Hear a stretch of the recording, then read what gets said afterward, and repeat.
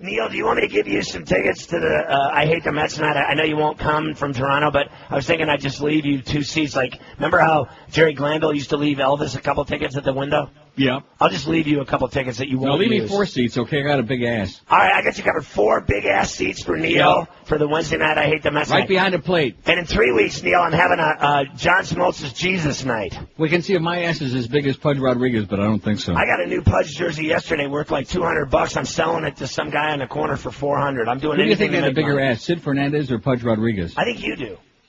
No, you haven't seen my ass. Sid I think Moe's Fernandez, got a bigger Charlie ass. Hayes had the biggest ass of any athlete or human being I've ever seen. Remember the guy that played third base? How about Cecil Fielder? Oh, his ass was, I think it was his cousin. Yeah. Charlie Hayes' cousin. They both had big asses, and their wives' asses were the size of Ruben Stoddard's ass.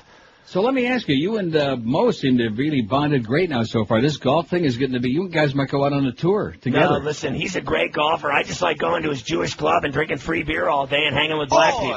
There you go. Have a good day, Neil. We'll make a real liberal out of you yet. And lay down on my couch. All right. Hi, this is Hillary Clinton. I hope when you run out to buy my book, you won't be too shocked to discover I have a fat swinging under my skirt. But you can't blame Bill. He's certainly not gay. I just have the credentials every politician needs to be a wife of convenience. And it pretty much ended with that. Bill is such a horn dog, he probably would have never noticed I had man legs anyway. And Chelsea? Well, if you buy my book, you can read all about the affair I had with Sandra Bernhardt and our love child. Now, I wasn't born a Democrat. I switched parties after looking in the mirror and seeing the body of Tip O'Neill. So buy my book now, because I can never have enough. If you order a copy today, I will personally autograph the all-nude scratch-and-sniff fold-out. So here's today's sentence from Hillary's book. We're reading it to the audience. No charge. 1 sentence at a time. I think this is great. We're going to save you $28. Are you violating copyright laws by doing No, I'm not. Okay. Don't they do this on NPR? Don't they read like crap? Yeah, oh boy, do they read crap. I wasn't born a wife or a mother. Wait a minute. That was I'm sorry. Okay, here we go. That was just a reprise from yesterday to remind you where we left off. I was born an American in the middle of the 20th century, a fortunate time and place. That's it. Oh, my God. That's sentence number 4 from Hillary's book. 1 sentence at a time, and believe me, that's more than enough. It's amazing how all these people are rushing out to buy the book, but nobody really gives a crap about her. I don't know what that really means. Do you? No, gossipy hens, I think. Oh, let's give away some more tickets for Ferrall's game. What do you say? Did you notice how the lines were all still ringing? No. He caught on quick, didn't he? Free tickets, baby. That's what they'll call for, free tickets. Ticket line, WQAM. They hung up. Oh, they hung up. Damn it.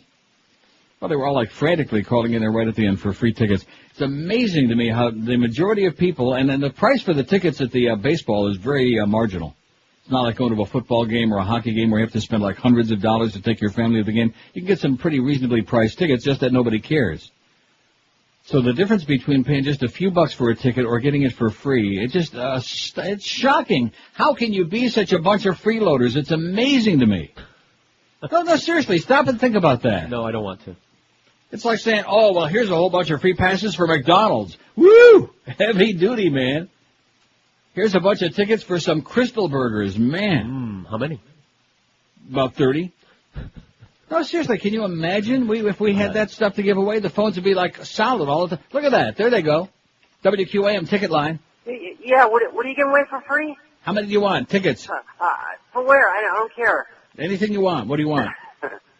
Nah, just want to talk. How you doing, Neil? Okay. Listen. Yeah. Hello? I'm listening. You still up in Toronto? I'm right here, yeah. Sitting right in my chair. Cool. When you coming back? When I feel like it. All right, that's fun. Nothing going on down here, but heat, rain and heat, big bufo toads and big mosquitoes. Okay, have a great day, Pally. He had a lot to say. Hey, don't forget our hot couples contest. We got a lot of couples now. I'd say we got at least a dozen, wouldn't you? About 10 at least. At least 10 or 12. We got Greg and Stephanie are the latest contestants. We got your pictures. I just mentioned that so that people know that we got the stuff. And I should mention also that today and tomorrow and over the weekend, although, who's going to be checking over the weekend, but they can get them in there. And then Monday morning before the show starts. That's the deadline. This coming Monday, June 16th, will be the deadline by 10 a.m. And then we'll put the pictures up on the web. Voters can choose their favorite. You'll have a solid week to vote for which couple you think is the hottest. And then on Monday, June 23rd at 10 a.m., the couple with the most votes wins. And the top prize will be either your choice, 3-day, 2-night stay for two at the Royal Oasis Resort and Casino in the Bahamas with round-trip airfare on Lake or Air, or 3-day, 2-night stay for two at Hedonism 2 or 3 in Jamaica, Mon, all-inclusive transfers, food, drink, gratuities, entertainment, no airfare. And third prize, dinner for two at the Pizza Loft. That other thing, he waited too long. You know, just forget about it. Right? Right. No, he just waited too long, fat boy. I mean, he kept diddling us around and dragging us around and nothing ever happened. So third prize will be dinner for two at the Pizza Loft. And that's the name of the game. And then we're going to announce the winner on when? Monday, June 23rd at 10 a.m. Right. Poll yesterday we asked, and the audience did not like this poll. That's very obvious. Of course, if we'd have gotten up a little bit sooner, we might have had some more votes. But they didn't like the poll. We should have probably put, never saw any of these.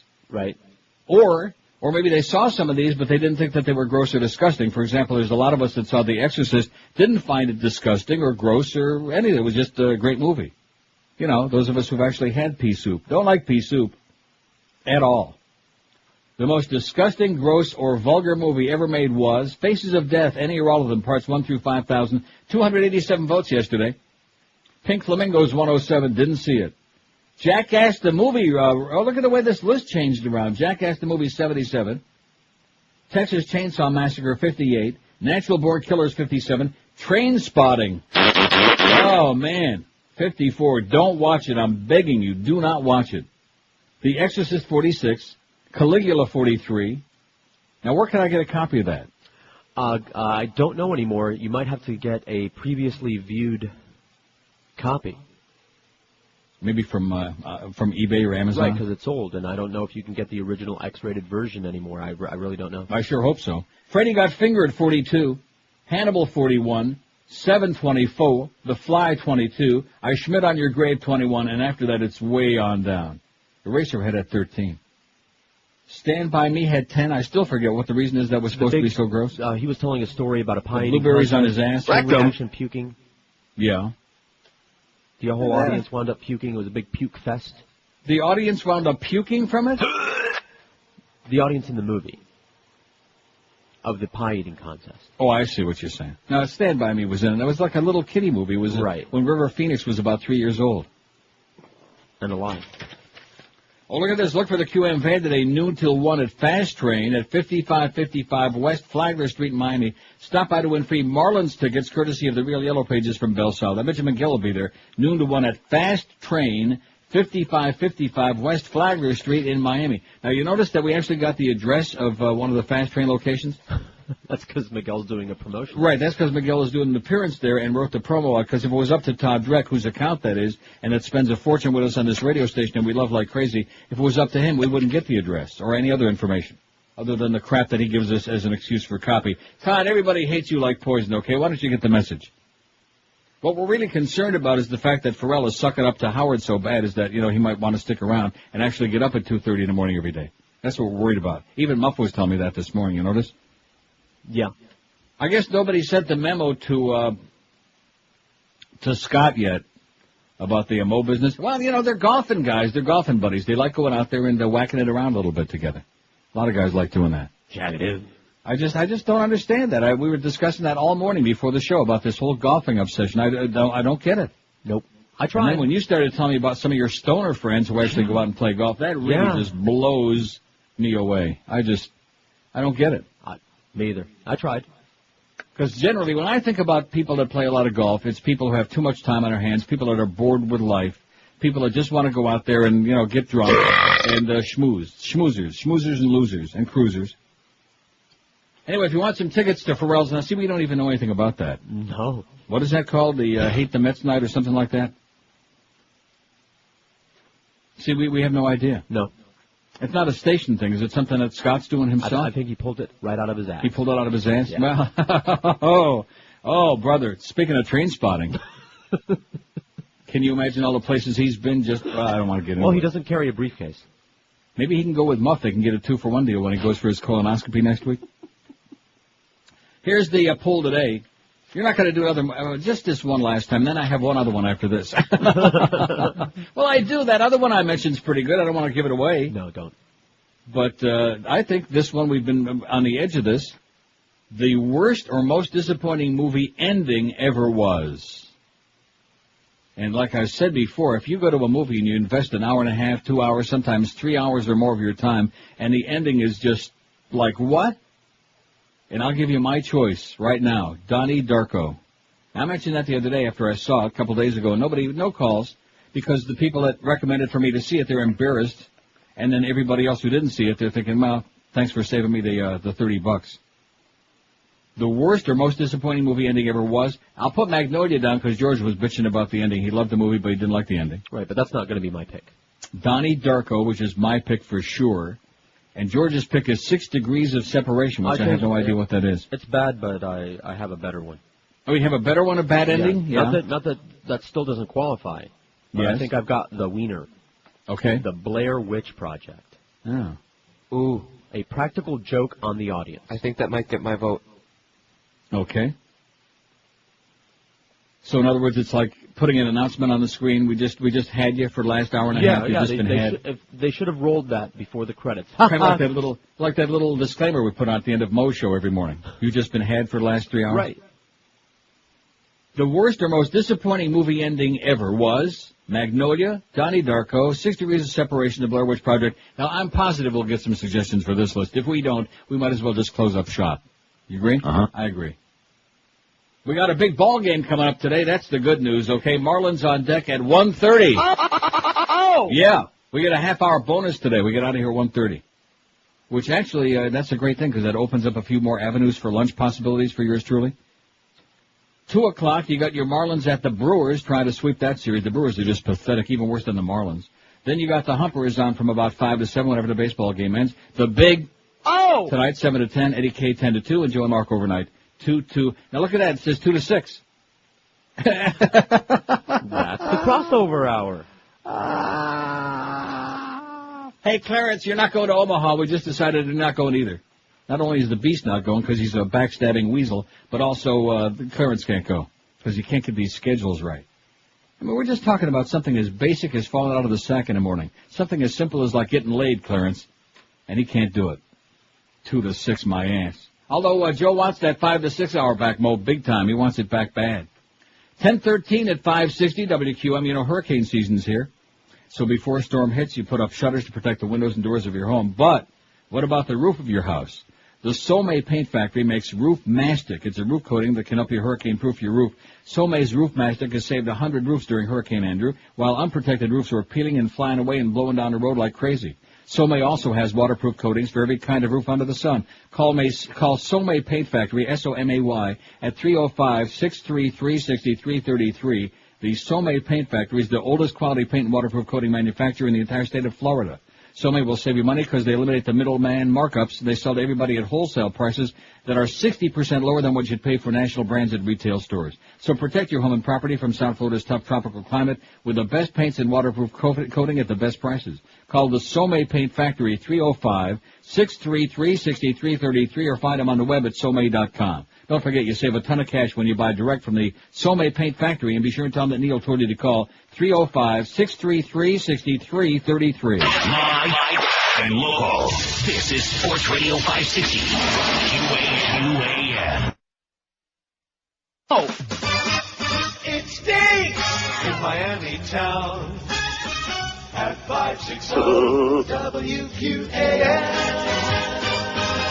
When you're dumb enough I'll have my woman make me a baby, I did. to knock up a broad, This world's gonna be a better place with more of me around. you'll wind up whacking to lingerie ads while she's oozing stinky birth bile and using some Oingocock's contraption to pump that milk from her now distended boobs. So why should she have all the fun? Huh? What's this? Wow. Introducing the lactation pump for men. It's so easy to use. Place one end of the device there. There? Oh. And feel the magic you've been missing for months and everything else you'll miss for years to come.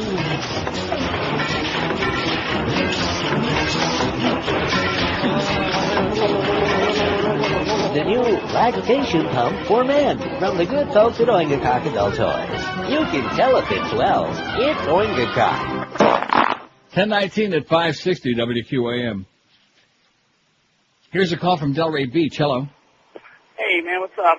How you doing, sir? You know, the thing about the beast that cracks me up is just him sucking around, trying to get back on with the Hurricanes, you know. It's like the guy gets blown off or something, just like he did with Howard David when you put him on the air. Right. And he didn't come across with the goods. Mm-hmm. We're all sitting here waiting, all the listeners, you know, and he comes on, he starts talking about social issues with women. And the worst of all of it, I'm out here cleaning pools, and my wife calls him up and was sucking up to him on the phone. Oh, God, I guess that you never day. saw him. And I was sitting there waiting for the Howard David stuff. And what did I get? The beast is a waddling, fat little suckhole who pollinates, depending like a honeybee that goes from one flower to another. Wherever he is, he's pollinating in your face, and then he'll go right down the hall and stab you in the back and pollinate the next guy he's talking to. He's a bad dude, the beast. He's a really bad news. We really gave him every chance out of the sun on this show. We gave him a chance to lose all of that weight. He lost 60 pounds, and then he started screwing around and embarrassed himself on our sponsor. And then, put him on here on that Thanksgiving show last year, and it was just the worst piece of crap I ever heard in my life. And he's just, a bad guy. I mean, a lot of people that aren't good on the air, but it's just another thing to be a backstabber and a phony, which is what the beast is. He wants, he'll go anywhere and be on anybody's show and suck up their face, He had the opportunity of a lifetime if he would have went on your show when you gave him the spot. But he doesn't belong on the air. See, you're missing the point. He don't belong on there. He can't cut it. Because he blew it. Absolutely, I agree. He's strictly a punk. He's a big fat puss. There you go. See ya. Have a great day. Okay, there's a guy who don't like the beast. I mean, it's just the way he is. It's not because he's on Ferrall's show. I mean, Ferrall comes into town, they stick somebody on there. He didn't have no choice. And in addition to which, when you come in from out of the picture, you don't know what's happened before you got your ass there. You know what I'm saying? He doesn't know the background. He'll learn, just like Moe told him. He'll learn. It's one area I got to agree with Moe on when it comes to the beast. Look at this tremendous response on our poll today, man. It's shocking, isn't it? It's blown away. Huh? You know something? I don't care because I've done a lot of polls in my time. Believe me, I know my poll. And I've done good ones and bad ones and in between ones. But this is a really good question. This is the culmination. All this movie talk we've done for weeks. This is what it's all about. What do you go to a movie for? For the entertaining, the beginning, the meat in the middle. But the ending is that's it. That's what either makes it satisfying or not. It's like sex. I mean, all the foreplay and in between, that's fine, but the ending, squirt, that's what it's all about. And if it's an unsatisfactory ending, then what was the point in the first place, right? Right. Here's our only call. It's in Miami. Hello. Good morning, Neil. Yes, sir. Yeah, I have a suggestion for worst ending. Yes? It's a teen movie when I was in high school, but I mean, I always remember it. It's The Last American Virgin. Okay. It was an unhappy ending, but it was a good quality ending. Right. But it sucked at the end, George. It was a bummer, they but sucked that at the end. Okay. Well, look, we're asking the audience's opinion, not just yours, George, and Beaner Boy. Okay, I got it down, pal. Okay, great. The worst or most disappointing ending in a movie ever was. That's the question. Got it. And I think we can put our list on there because we're not going to get any more suggestions. The phone is... No, seriously, this is, again, just another shocker to me. Let's give away some free tickets. Oh! What do you say? That's what we ought to do. Let's give away some more goddamn free tickets. See, I can't, it makes me sick to my stomach. It makes me nauseous. It makes me want to puke. Because I've been in this town for so goddamn long, and I've seen the way that nobody shows up at almost anything unless they're giving away a bobblehead doll or some other free piece of crap, or they give you the tickets for free. And then, of course, a lot of times when they do give you the tickets for free, the people still don't show up anyway. Because you're only motivated to attend some event, whether it's a concert or a sporting event. You're only motivated to the degree that you paid for it. See what I'm saying? Yep. But if you got it free, it's like come see, come saw. If something else better comes along, if there's a cloud in the sky, if Train Spotting is on TV on the Disney Network, something like that, then you're not going to go to the ball game. But I mean, we're not talking about a lot of money. Government bans prairie dog sales, calls for smallpox vaccine to control monkeypox. I might just do all bedtime stories today because I'm so grossed out by this lack of response of what I think is a fabulous poll question. Don't tease.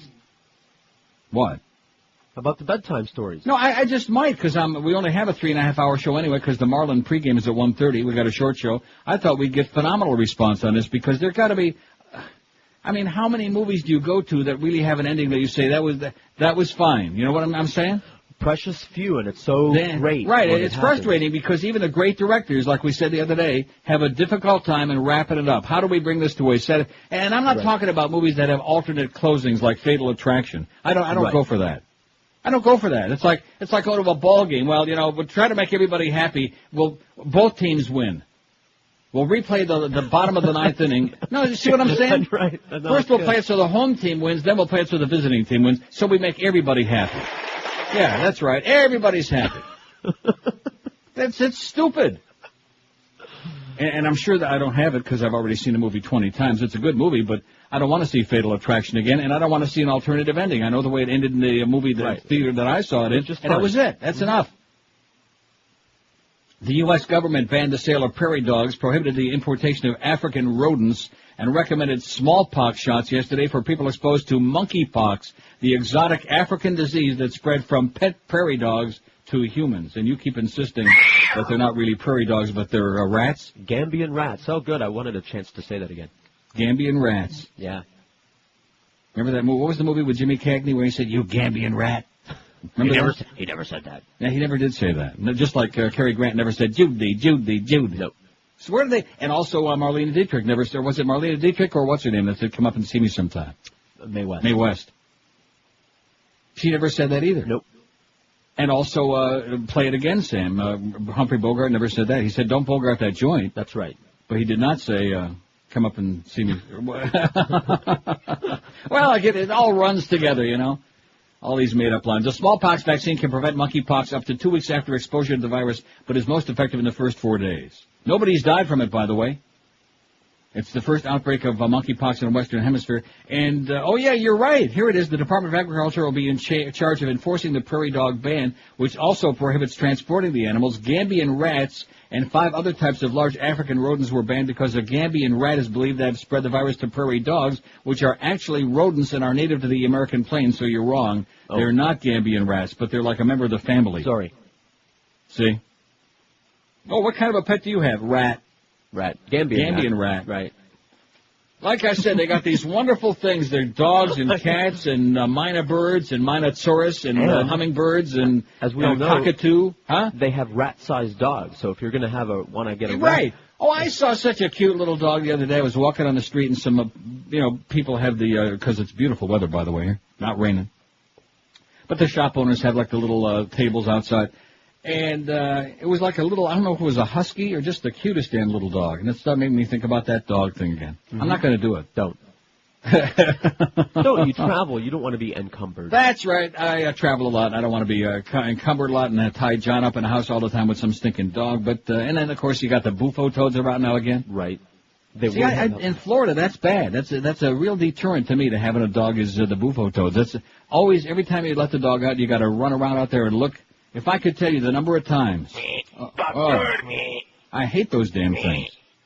Thanks to the University of Miami for bringing us those experiments many years ago, and the crate fell off of the goddamn plane. They were unloading the plane at MIA, and a bunch of Bufo toads from South America went hopping out into the Everglades. That's what we got. That's why your dog is dead, some of you people. Ought to be suing U of M. God, I hate U of M. Look, they gave us the Beast, too. Bufo toads and the Beast. Ever see the two of them together? Same creature.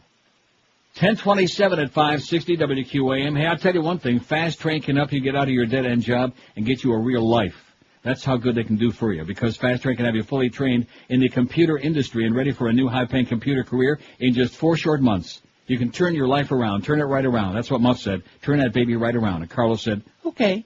No excuse to stay in your dead-end job no more. Your new career and phone call is just one phone call and 4 short months away. Oh, yeah. And because they have locations all over town, in Miami, Kendall, Fort Lauderdale, and Pembroke Pines, there's bound to be one convenient to where you are. Fast Train offers you job placement assistance, financial aid, convenient to evening weekend classes. So quit working for minimum wage. Quit working at a job where you're not going anywhere and your paycheck's embarrassing. Get you a real life and a real career and a big, fat paycheck. Jump on the Fast Train today. Call them toll-free 1-866-FAST-TRAIN or check them out on the web at fasttrain.com. Live and local. This is 560. The radio's all yours now.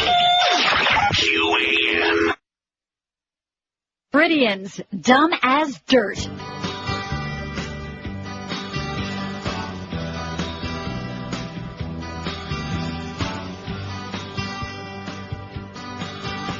I make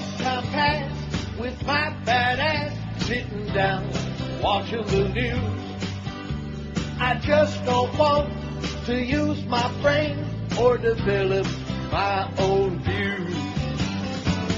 'Cause they all smile so smugly, all the pundits that I see, like I'm talking friends. I believe they're my friends, and they really care about me. You asshole. I know it's true, convincing too. 'Cause I saw it on TV.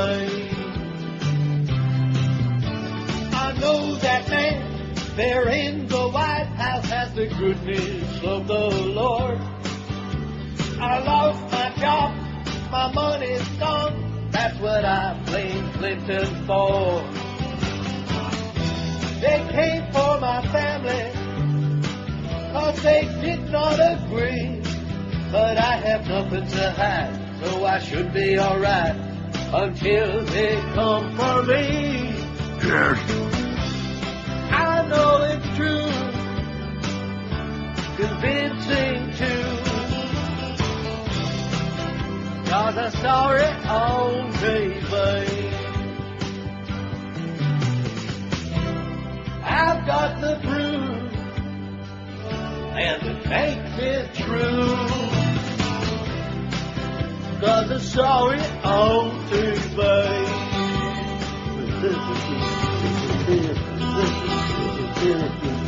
Look at there, really see it. How's that road map coming, by the way, George? Oh, I got it right here. A few more explosions this morning in Gaza, but it's gotten to the point now where it's not even worth talking about anymore. I think we ought to have a moratorium on any news from the Middle East. It's just the same old crap. I've been telling you that for about 100 years. Just the same old stuff, and the Jews and the Arabs, they're killing each other, and they always will kill each other, and it doesn't make any difference which talking heads are giving you a song and a dance. They can make all the goddamn maps they want, forward, left to right, right to left, Hebrew, whatever, and it ain't going to make no difference. Here's a fax to somebody that actually likes you, which is shocking. This is a good omen. Once again, George hits the nail on the head. When did anybody ever say that? I don't know. They just did, though, in this fax. The Blair Witch Project was the way, and so far in the poll, it's just they're running away. We just barely started with this thing.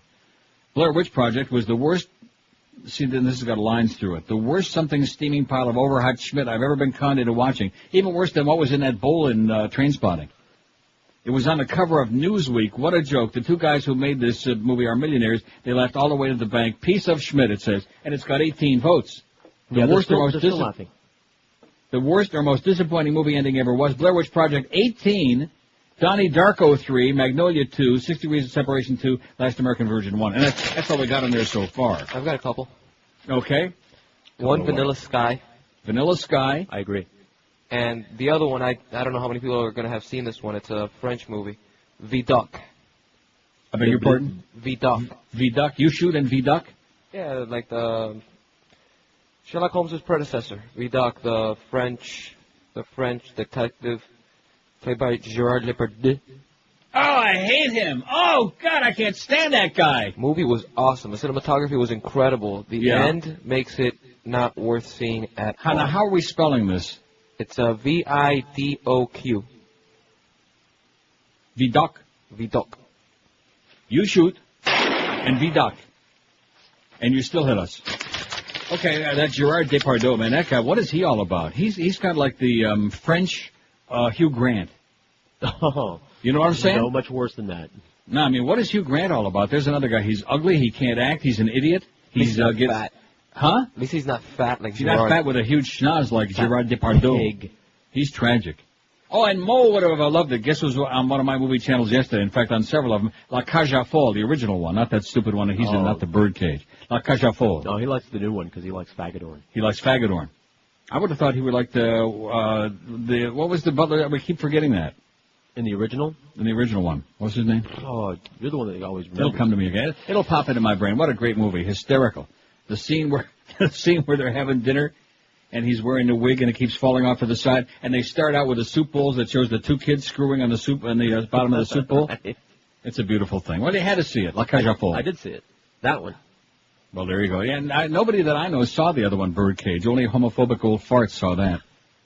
like Moe and Fagador. See, the thing with him playing golf with Ferrall every day is like, it just amazes me because of all the people that now I haven't met the guy, I only know him based on what you say again, and there goes George once again giving phony impressions. I mean, here's a guy that's supposed to be so hip and so cool and a real party animal and drugs and booze and that gravelly voice, and it comes out he's a golf guy. Right, well, like those He's other... obsessed with golf. Yeah. Oh, that's so depressing and so disappointing. Don't you think? Well, I could tell you some of the things that my friends have laid on me about it. Oh, it's not what you think. It's the time that you have. It's not about the game. It's about, all this the time crap. that you have doing what? Hanging out with your friends, and it's just something to do while you're hanging out with your friends and drinking and Moe, smoking. you think by now Moe would be playing shuffleboard. It's a lot less stressful. Mahjong. No, that's for women. Shuffleboard would be perfect. I didn't know. I can see him with that outfit with the rain catcher, the white hat. Here's a call from Sunrise. Hello. Yeah, hi, Neil. Yes, sir. Yeah, before I get to my movie, you know about that story about that prehistoric man they found? About the prehistoric man? It's on the front page. Are you talking about Moe again? No, well, Tom Brokaw did it last night. You're going to love this. Because it's on the front page of all the newspapers. They found how could I have missed that? It's there. New York Times, Sun Sentinel, USA Today. I'm looking at it right now, USA Today. Well, Tom Brokaw mentioned, like, theologians getting nervous about this story, and they showed paintings of all these half-man, half-people. It kills the story of Adam and Eve. But it's a big story. It's all over the place. Okay, and the movie I want to talk about is Diabolique with Sharon Stone. I really loved the movie. Movie had a lot of twists and turns, and the ending was brainless. And it just pissed me off so much. Okay. Put that on your list. But this prehistoric man story is on all the papers. I'm looking for it now. I got the bottom front page of the USA Today. I'm looking at it right now on the bottom. It's supposed to be the missing link. Okay, I'll check it out. Thanks. Okay, next one. You talking about Moe again in that hairpiece? I don't see it. I guess I'm going to have to do USA Today during the break, okay? Don't forget, we got the Marlins and the Brewers. 1:30 pregame. The game is at 2 o'clock. We're pretty psyched about that 1:30 pregame show, aren't we? Yeah. You bet. And the Mad Dog has another day off today. What a schedule. Diabolique. You got that with Sharon Stone? Okay. He said he liked her crotch a lot, but the ending of the movie left him limp. Never saw it. Here's Miami Beach. Hello. Hey, Neil. How's it going? Pretty good, sir. Before I get to my poll, I just want to say, if I hear Stuart Scott again on your radio, I'm going to beat him over the head with a baseball bat. I'm so tired of that guy. If you hear who? Stuart Scott, the guy, booyah, Cypher Son, it's all gravy, baby. The guy from ESPN, the black dude. Who the hell is Stuart Scott? He's on your Heineken commercial. I see. Okay, I have no idea who that is. I don't pay attention to ESPN, so that's why I don't know who that is. He's a crazy black guy. Anyway, my poll for your poll, or my choice for your poll, would be Minority Report. The ending in that movie was terrible. I liked the movie all the way up to the end. Yeah, see, that's what really makes this bad, is if it's a movie that you like, for example, Donnie Darko. I thought it was pretty neat. It was pretty interesting. It was different, and the acting was good, and you get to the end, and you thought, what the hell did you do? Why did you do that to me, you know? But what does it say about Tom Cruise when you've already got Vanilla Sky on the list, and I'm recommending Minority Report? He's really going down the toilet real fast, huh? Exactly. Okay, Pally, have a great day. Oh, he was great in Magnolia. Even George admits that. Indeed. The problem with Vanilla Sky is he changed the ending from the Spanish version, and he produced it. He decided that was his project, that was his baby, and he decided to change the ending. Do you watch any American movies? I mean, you got Viduk, you got French movies and Spick movies. Why don't you try one time watching an American movie? Because I was sued. Train Spotting, that's another one you recommended. That was like a Scottish or Irish movie. Snatch? Well, I'm not getting into that. We're Sports Radio 560 QAM. Pushing the sorry vodka. Pushing the sorry vodka. Pushing the sorry vodka. Cheney said lay off the ventilators. He brought investigations to an end. They were getting too close to the towel-headed bodies down in Texas for a barbecue again. With George and Pop. Pushing the sorry vodka. Pushing the sorry vodka. Pushing the sorry vodka. Pushing the sorry vodka. If they don't impeach this corporate retard, 3,000 lives will never be avenged. Cause you brainwashed monkeys are so goddamn stupid, you'll put them back in office again. What the f***? Pushing the sorry vodka. Pushing the sorry vodka. Pushes a shorty butt. Pushes a shorty butt. Members of the ARP. Pushes a shorty butt. Pushes a shorty butt. Pushes a shorty butt. Pushes a shorty butt. Got your hoist the foundation of Goyam. 10:47 at 560 WQ. We got some bad news, boys and girls. Do you see who died? What? No? Lately? Thanks to that caller from before, because I'm searching for this story. How could I have missed this? I missed a lot of stuff this morning, I guess. Well, I was so entranced by listening to that, the stories about the golf thing yesterday with Ferrall and Moe. We were all riveted. I couldn't believe it. Anyway, in Ancient Skulls from Ethiopia, Familiar Faces, it's in the New York Times. But I go to USA Today, and I don't find that story, but I do find one that we should have had. That you should have warned me about this. I would have probably had to take the day off today. David Brinkley's dead. He died? He's dead. Get out. Remember when they carried him out of the burning house just a few months ago? Yeah. Remember that? There was a fire and he couldn't get out because he was like bedridden? Right. Well, he sure went fast, I'll tell you that. See, when your eyeballs start falling out of their sockets, that's usually not too good of a sign. Wow. Because toward the end there, around when he was still doing that Sunday morning show, his eyeball, one of them was like about halfway down his cheek, and the other one was like real red, you know? Which, speaking of that, what about Olivia on Guiding Light? What's the problem with her left eye? You ever seen that? No. That story's getting pretty intense lately, that show. David Brinkley, who first gained fame as one half of NBC's Huntley-Brinkley anchored team, and for more than a half-century loomed large in the newscasting world. He helped chart, loomed large. Wouldn't Defoe like that expression? He lived large and he loomed large. That's a Defoeism. In the newscasting world, he helped chart, died at the age of 82. Brinkley died last night at his home in Houston of complications from a fall. Damn it. During his career, which in recent years took him to ABC, Brinkley won 10 Emmy Awards, 3 George Foster Peabody Awards, the Foster Hewitt Award, and in 1992, the Presidential Medal of Freedom, the nation's highest civilian honor. Former President Bush, that's Bush 1, called him the elder statesman of broadcast journalism, but Brinkley spoke of himself in less grandiose terms. He stepped down as host of ABC's This Week with David Brinkley in November 96, but continued doing commentaries. He left amid a rare controversy and an apology late on the election night after a long evening. He had said unkind things about President Clinton on the air, calling him a bore. Oh. Well, there you go. Payback is a bitch, ain't it, David? A bore or a boor? A bore, B-O-R-E, a bore. Clinton sat for an interview on Brinkley's last show anyway, and after Brinkley apologized, told him, I always believe you have to judge people on their whole work, and if you get judged based on your whole work, you came out way ahead. Well, how do you like that? Always like that, David Brinkley, you know? And it goes on and on. See, you're not old enough to remember. Good night, Chet. Good night, David. No. The Huntley-Brinkley Report. No. That was one of the great moments of TV. Back in the days when we had, like, real newscasters and real news and Walter Cronkite. Oh, those were the days, man. Before the circus. Before the Ricky Ticky Sanchez's of the world came along and turned it all into a big circus. Here's some more for our, I don't want to get too emotional about that. Anyway, the story about the ancient skull. I mean, it's an interesting story, but the guy made it sound like it was like the end of the world kind of a discovery. I mean, the religionist will always have an excuse. Satan put it there. That's right. It's Satanism. It's an act of the devil. Just like all that carbon dating, man. That's just bullcrap. It's just more of the devil's work. The devil's handiwork, just like Hillary's book. Satan's scientist. In the 160,000-year-old fossilized skulls of 2 adults and a child found in Ethiopia, scientists think they see for the first time the faces of the immediate ancestors of modern humans. You think one of them might have been kin to Moe? I wonder about the hairpiece. Except for a few archaic characteristics, the skulls are readily recognizable. They're longer than their Neanderthal contemporaries from Eurasia early ancestors. Longer than their Neanderthal contemporaries. Their mid-faces are broad, but the nasal bones are tall and narrow. The brow ridges are less prominent. I wonder if they look like Mozo. The brow ridges are less prominent than those displayed in the skulls from earlier branches of the family tree, and the cranial vaults are higher and within modern dimensions. The discovery of the oldest near-modern human remains announced yesterday is considered a major step. See, I told you this was an important story. The guy was right. Considered a major step in establishing the time and place for the emergence of anatomically modern Homo sapiens. There were a lot of homos back then, probably 150,000 years ago in Africa, as previous genetic studies suggested. You ready for that? I'm ready. But the Bible says God created the world, 6,000 years ago, something like that? Right.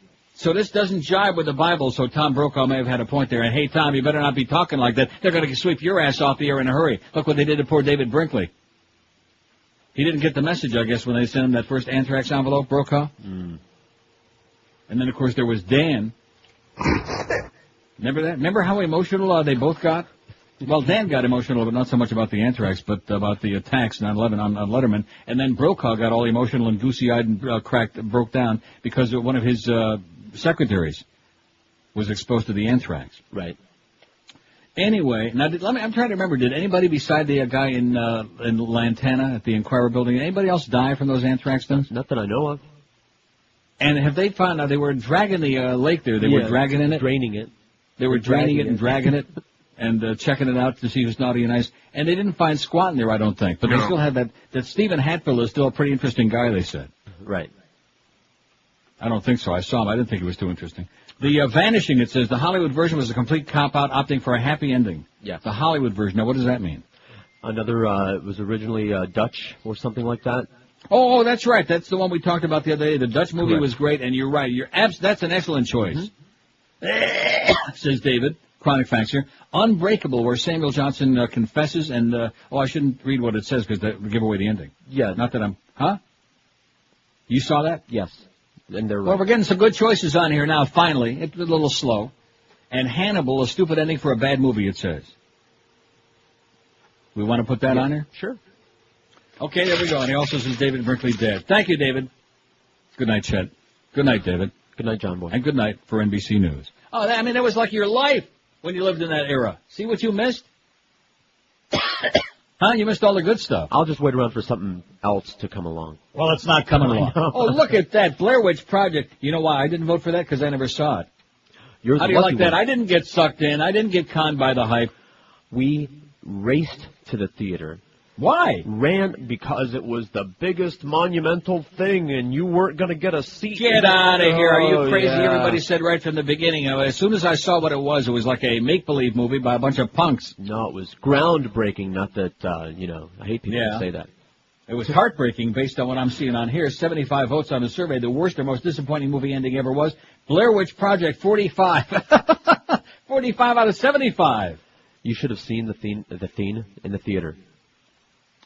What do you mean? That? People wanted to riot. I mean, like a riot? They wanted their money back? We were all dumbfounded. Like Everybody go to a just sat Panthers there. game. Everybody was convinced that they were going to end the movie after the credits as kind of a way to be funny. Yeah. And they didn't. So everybody just kind of milled around, started talking about it like, what did we miss? I don't know. We all missed the same thing. Okay, let's see. Matrix Reloaded, which I noticed we already got that on there. Boy, we're sure not wasting any time today. We're getting these on there fast, Boner Boy. I'm not even reading them on the air, and they're already on the poll. That's good. I can't imagine why. Eric's right on top of it today, right? Yep. Well, the good news is all of this fussing and feuding between Eric and Carlos is coming to an end because in a few days, Carlos is going to have full control over this poll. He'll be able to put it on there to add to it. And we won't have to burden Eric with this in between all his brunches. He's got more important fish to fry and eat. Matrix Reloaded 7. Vanilla Sky 6, Last American Virgin 5, Magnolia 5. Oh, George, you must have paid these people. No, I didn't even vote for that. But I don't understand. What more did we want after 3 hours and 8 minutes? What more was there? You know how, the Tom Cruise storyline came to a nice, tidy conclusion? But, Stuff like that. I'm going to get so frustrated, I'm going to start breaking things here, and this is my I'm just answering apartment. your question. That isn't the way life is. I know. Not every movie, not any movie ties up everything in a nice, tidy thing with a bow on top at the end. It oughta. It can't. There's 9 different goddamn... You'd still be watching the thing now. It'd be like a 6,000-hour movie. Then whatever. No, Christ. You hit the nail on the head. It's they wanted to be true to life and show how some things end well, some things don't end. They wanted to give a nice impression of that, and I thought they did. That's why that song that I keep playing there, that Amy Mann song, it just says it right on your head. There's no use. Just give up. They did. Well, after 3 hours and 8 minutes, that should be enough for you. Last American Virgin 5, Donnie Darko 3. Don't watch it. You'll be very depressed. 6 Degrees of Separation 2, Minority Report 2. Vidocq, none. And Diabolique has none yet. Let's see. Here's one. It says, I've seen Fight Club about 30 times, man. Still don't get the ending. Slide Brad Pitt on your poll. Okay, Fight Club? we'll slide it. I saw enough of it. I saw little bits and pieces, and I said, I don't think that's for me. You know, it's No, like it's golf. not. It's not for me. A lot of people like it like golf. Not for me. It belongs Not my on you. bag. Just ain't my bag. And now that I mentioned that ain't my bag, what's in the box? 5670560, pound 560 on the AT&T and Verizon wireless line. Lots of great stuff waiting for you inside the Emerald Coast. When you walk into the Emerald Coast locations, any one of the three, you look around and you almost like swoon because there's so much food there. You say to yourself, where the hell do I start? Like walking into a sea of food. Not just another Chinese buffet, but it's like legendary. It's sensational. 3 locations for you. They're in Sunrise, North Miami Beach, and the newest one is in Pembroke Pines. Start out with 6 different kinds of soups. You can try 1 or 2 or all of them if you like, if you're a real pig, and then sample dozens and zillions of succulent entrees. New York strip made to order at the Gourmet Center. That's a sizzling Asian grill where they cook everything to order, just the way you like it. They feature grilled shrimp scampi style, jumbo scallops wrapped in bacon, and their new seafood Saint Jacques. And if that isn't enough, there's lots more. Try their Dungeness crab and ginger and scallions, hand-carved, prime rib cooked just the way you like it, and the brand new Oriental chicken salad. Like I always tell you, no crap at the Emerald Coast. No MSG, no cornstarch. You never walk out of there with a pounding headache, only with a big smile on your puss because they cook all of their great stuff, only with cholesterol-free oils and no garbage. The buffet features a full salad bar, sushi bar, fresh shrimp cocktail too, and a tremendous dessert bar. If you bring along a crowbar, make room for dessert. They've got pies and cakes, pastries, ice cream with all your favorite toppings, and fresh fruit as well. You find the Emerald Coast in Sunrise, Pine Island of 44th Street. They're on Collins Avenue, just north of 163rd and prestigious North Miami Beach, and at the intersection of Flamingo and Pembroke Roads in Pembroke Pines. So take the whole family. They've got some ishpocha, or book your next business luncheon right now to the Emerald Coast. All size parties welcome. Let them do the cooking for you. It's a real treat. Takeout and delivery always available too. Call 954-572-3822. 954-572-3822 for information on the world's most incredible Chinese buffet, the Emerald Coast. Live and local. This is Sports Radio 560, QAM. Howard David's a bitch. I'm American, that's why I gotta sing about this Flag Day. All right. This year it falls on a Saturday. Yes. And Flag Day is so special to me. Rather than stars and stripes, they're to make you feel patriotic. You know what's so idiotic? It's a reason for a sale at the mall. What the hell's wrong with them? Anything that they can sell, they'll make you feel compelled to buy it off the shelves. You'll see cars on sale and flyers in your mail. I think I got it nailed. Flag Day honors retail.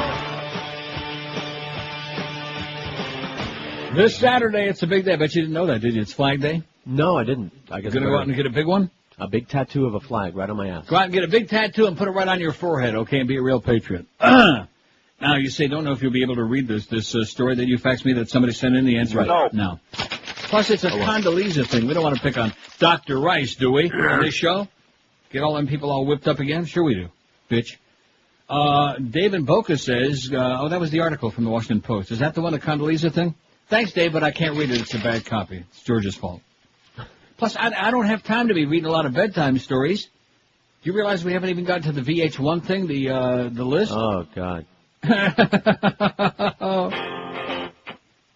Anyway, I hate that thing. I know. See, if I wanted to be Mr. Cool, which I'm not and I never will be and never have been. See, there are some people, they go through life and they want to be Mr. Cool. I'm just an old fart. I'm a fat old Jew, you know? And it's just the way it is. I'm never going to be cool. I never would dreamed of being cool. I don't want to be cool. To me, people who tell you that they're cool, they are not cool. See? You follow what I'm saying? Yeah. If somebody's cool, you know it. They don't have to go through all kinds of gyrations to prove it to you.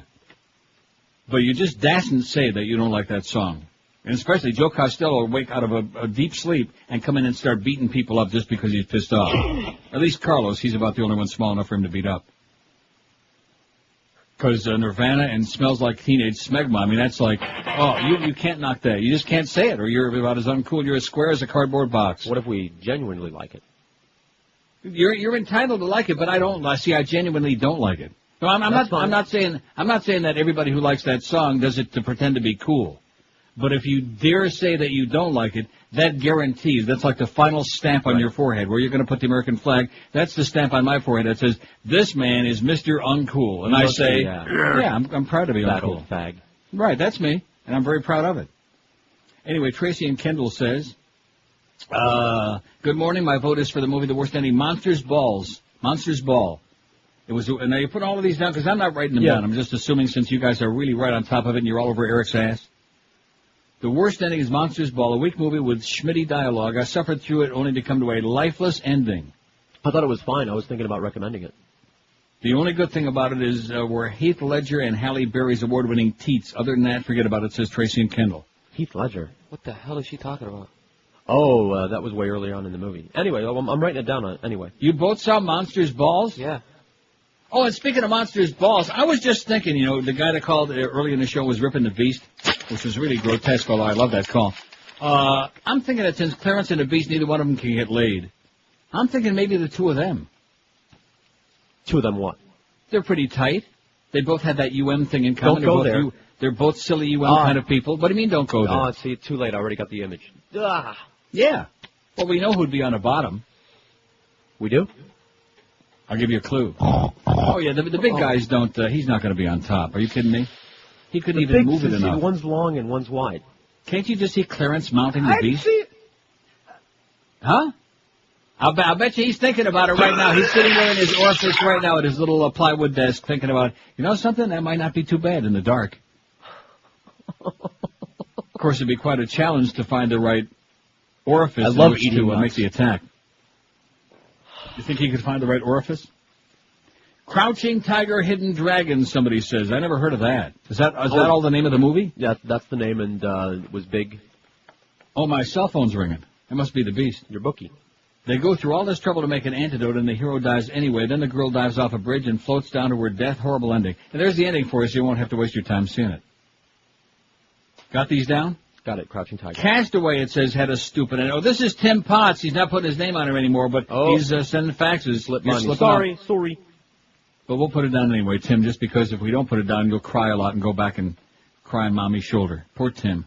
Castaway had a stupid ending. I like the movie, but the end left you wondering what the F was that all about. Yeah, I don't like that. I don't like investing that time and getting emotionally involved and like, okay, what is this? And that's exactly what happened with Donnie Darko. Those last 5 minutes are enough to just send you off the deep end. I mean, it was... You didn't see it, either one of you, right? No, and I'm not going to now. Good choice. Excellent choice. The worst or most disappointing movie ending ever.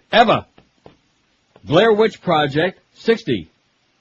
Marcus Matrix Reloaded, 26. Vanilla Sky, 12. Magnolia, 9. Minority Report, 5. Last American Virgin, 5. Donnie Darko's only got 3, and then it's small potatoes after that. 5670560, pound 560 on the AT&T and Verizon wireless line. Here's a call from the Redlands. Hello. Morning. Yes, sir. How are you, sir? I'm doing great. Okay. I've been here for a while. I forgot what the hell I called it. I call it, give you a movie. It was the longest damn movie I think I've ever watched in my life, and it just, ended, where it started. And it was called The Last Emperor. This has been quite a few years ago, maybe 10 or 12 years ago. Okay. It's a 3-hour movie. And you keep thinking, this is going to change, and just all of a sudden it's over. And I got another idea a while ago when somebody else called in on The Vanishing. Remember the movie Vanishing Point? No. With, I can't think of the guy, Barry somebody, I can't think of his name. Barry McGuire. No. Yeah. Barry Jackson? Barry Jackass, yeah. Barry but Manilow. It just ended so badly.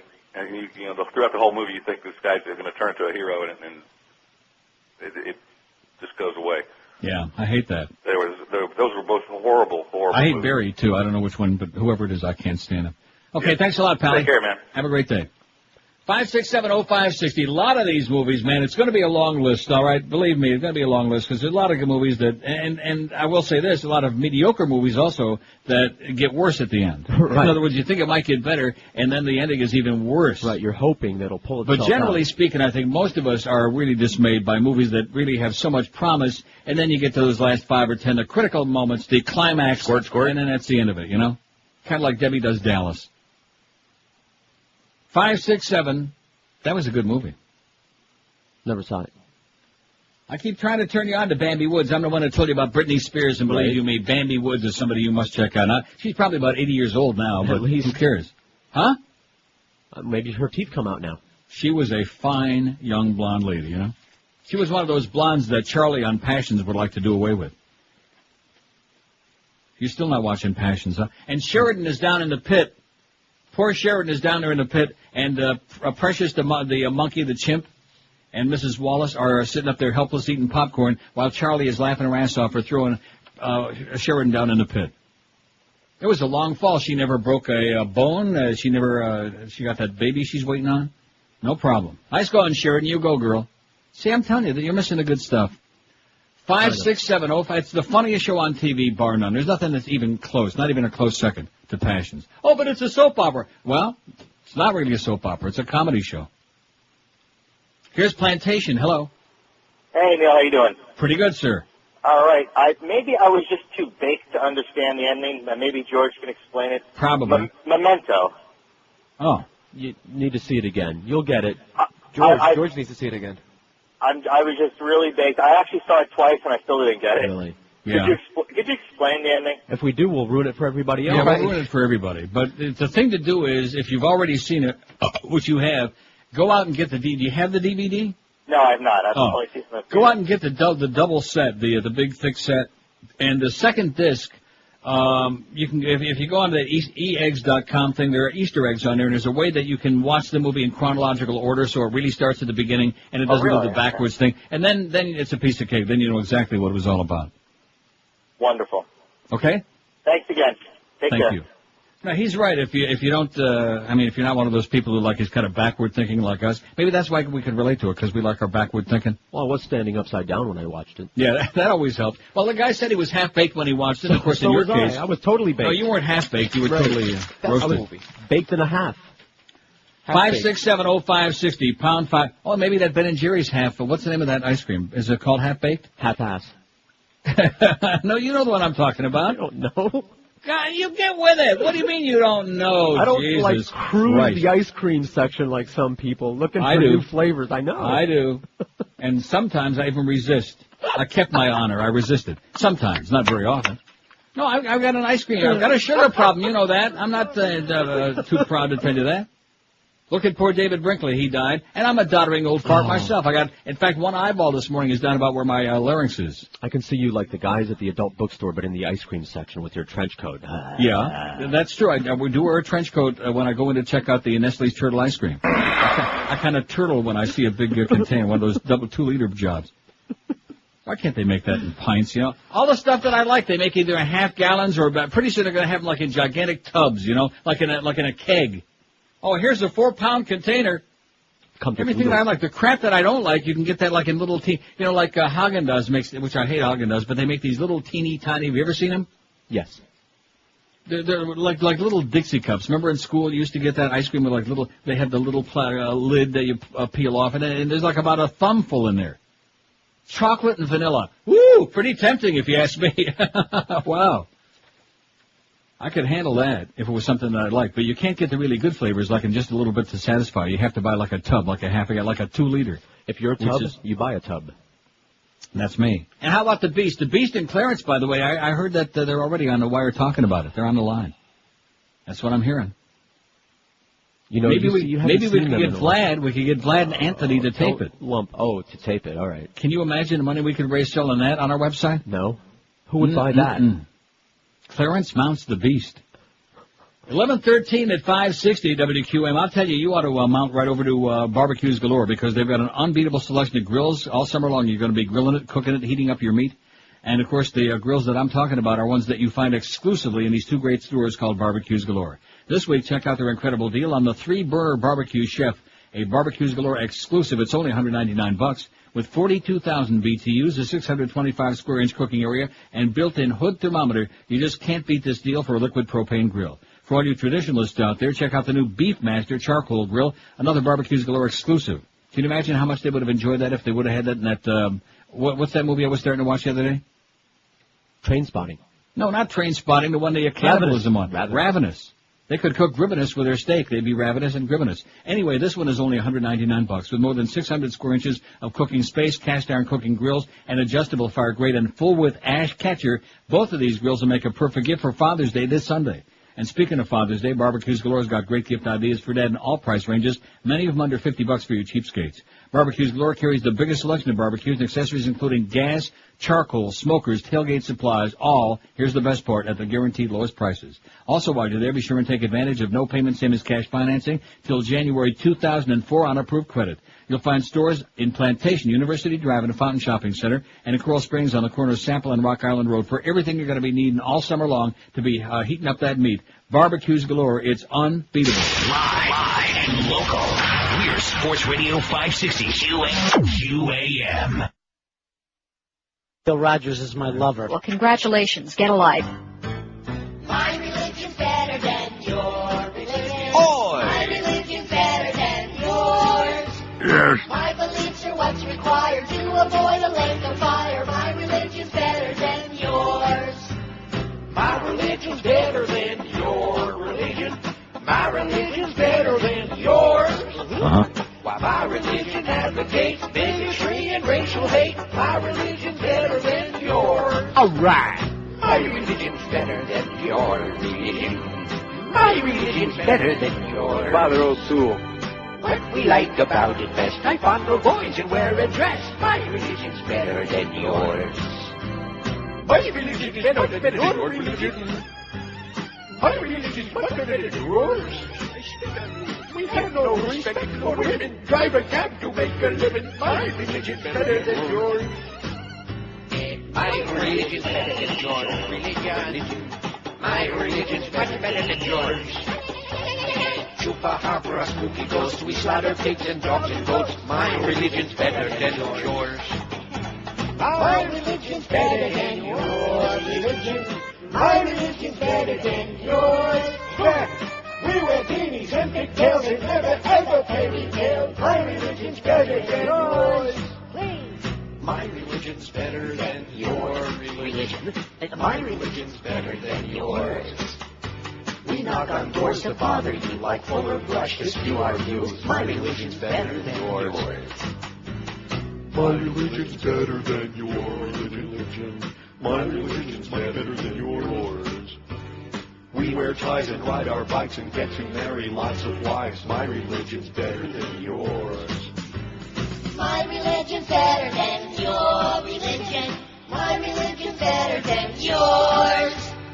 We don't want to use our brain for mindless livings on parade. My religion's better than yours. It's 11:21 at 560 WQAM. Got a short show today.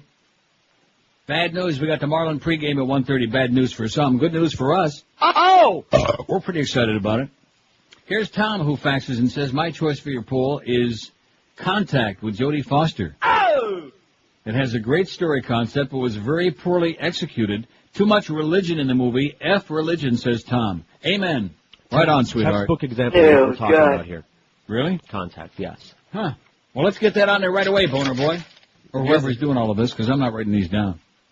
And we actually have a little bit of a contest going on now. It looked like Blair Witch Project was going to run away, and not so fast. Hold your horses, man. Right. This is fresh in their minds. The worst or most disappointing movie ending ever was, and again, keep in mind, we're not talking about the movie itself, but about the ending. Blair Witch Project 70. Matrix Reloaded 58. We got a battle on our hands, boys. Vanilla Sky 14. I mean, it's way back to that. Magnolia 9. To all of you. Even Boner Boy agrees with me on that, because he knows he better. Yeah. Look how much trouble you had not getting paid this last time. I'm not going through that again. Do we dare tell the story about Boner Boy at the ATM? We'll save that for a little bit later on. Don't forget that. Oh, man. That slipped my mind for a while. Why bring that up? Because the audience needs to know just what a tough life you've got. Day before yesterday was the dog. The dog peed on him. And then your dog. Right. The same one that you lost a week or two ago. Right. Thanked him personally by marking him. Right. I forget what it was yesterday. The car. The no AC. Right, the no AC, right. Not being able to rent a car because my license was expired. Right. And then today it was the... And didn't get paid on payday because George somehow screwed him up and put in his timesheet, so we didn't get paid according to clearance, which is a bad excuse. And had to borrow $100 from George, which is really... When you got to borrow money from George, you're desperate. I mean, that's really... And goes to the ATM this morning to get a little cash, and the ATM sucked up his card. Wouldn't give it back. Said, you're a deadbeat. You can't have this back. Now, it's interesting that you told that story because Clarence would like to know where that ATM slot is. Okay? That's how desperate Clarence is for some action. Yeah, but it's sideways. That's okay. He'll work it out. I had mentioned to George on Thursday the little black cloud that was following me around. There's a dark cloud following these guys around now. It started with Carlos, and now it's like edging over to George. So it's a damn good thing that I'm not there. 75 votes for Blair Witch Project, 64 for Matrix Reloaded. Now, what do we got today? We got the Marlin game. I already gave that. And then Hank is on after the game. Another short show for the Humper Man. He is doing it, boy. He is going to have the summer of his life. He's on for like 20 minutes one day, an hour and a half the next day. Nice going, Fatso. You're doing it, man. And he is really doing it. Don't forget. Yeah. Go Texas.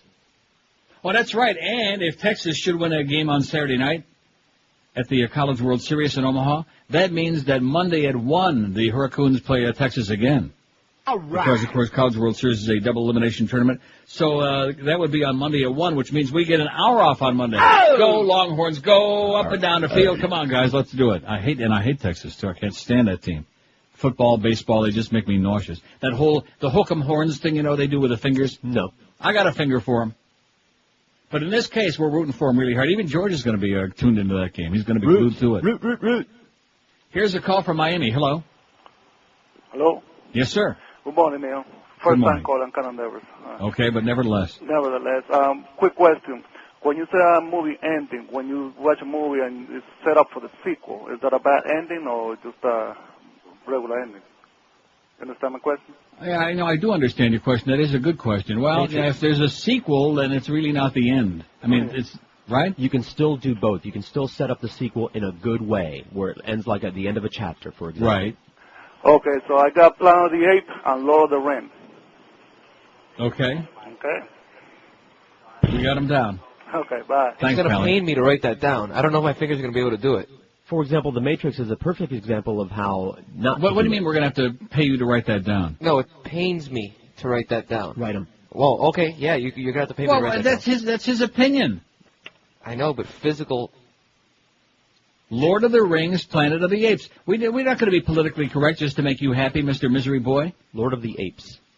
Lord of the Rings and Planet of the Apes. Whatever the hell that was. Wasn't that it, Planet of the Apes and Lord of the Rings? See, I'm trying to say it wrong and I can't do it. Oh, look at the battle we got going now. Blair Witch Project. You thought was a runaway winner, didn't you, Mr. Smarty Pants? 75. Matrix Reloaded. 70. It qualifies. If I could vote for 2. Yeah. Guess what? I didn't see either one of them.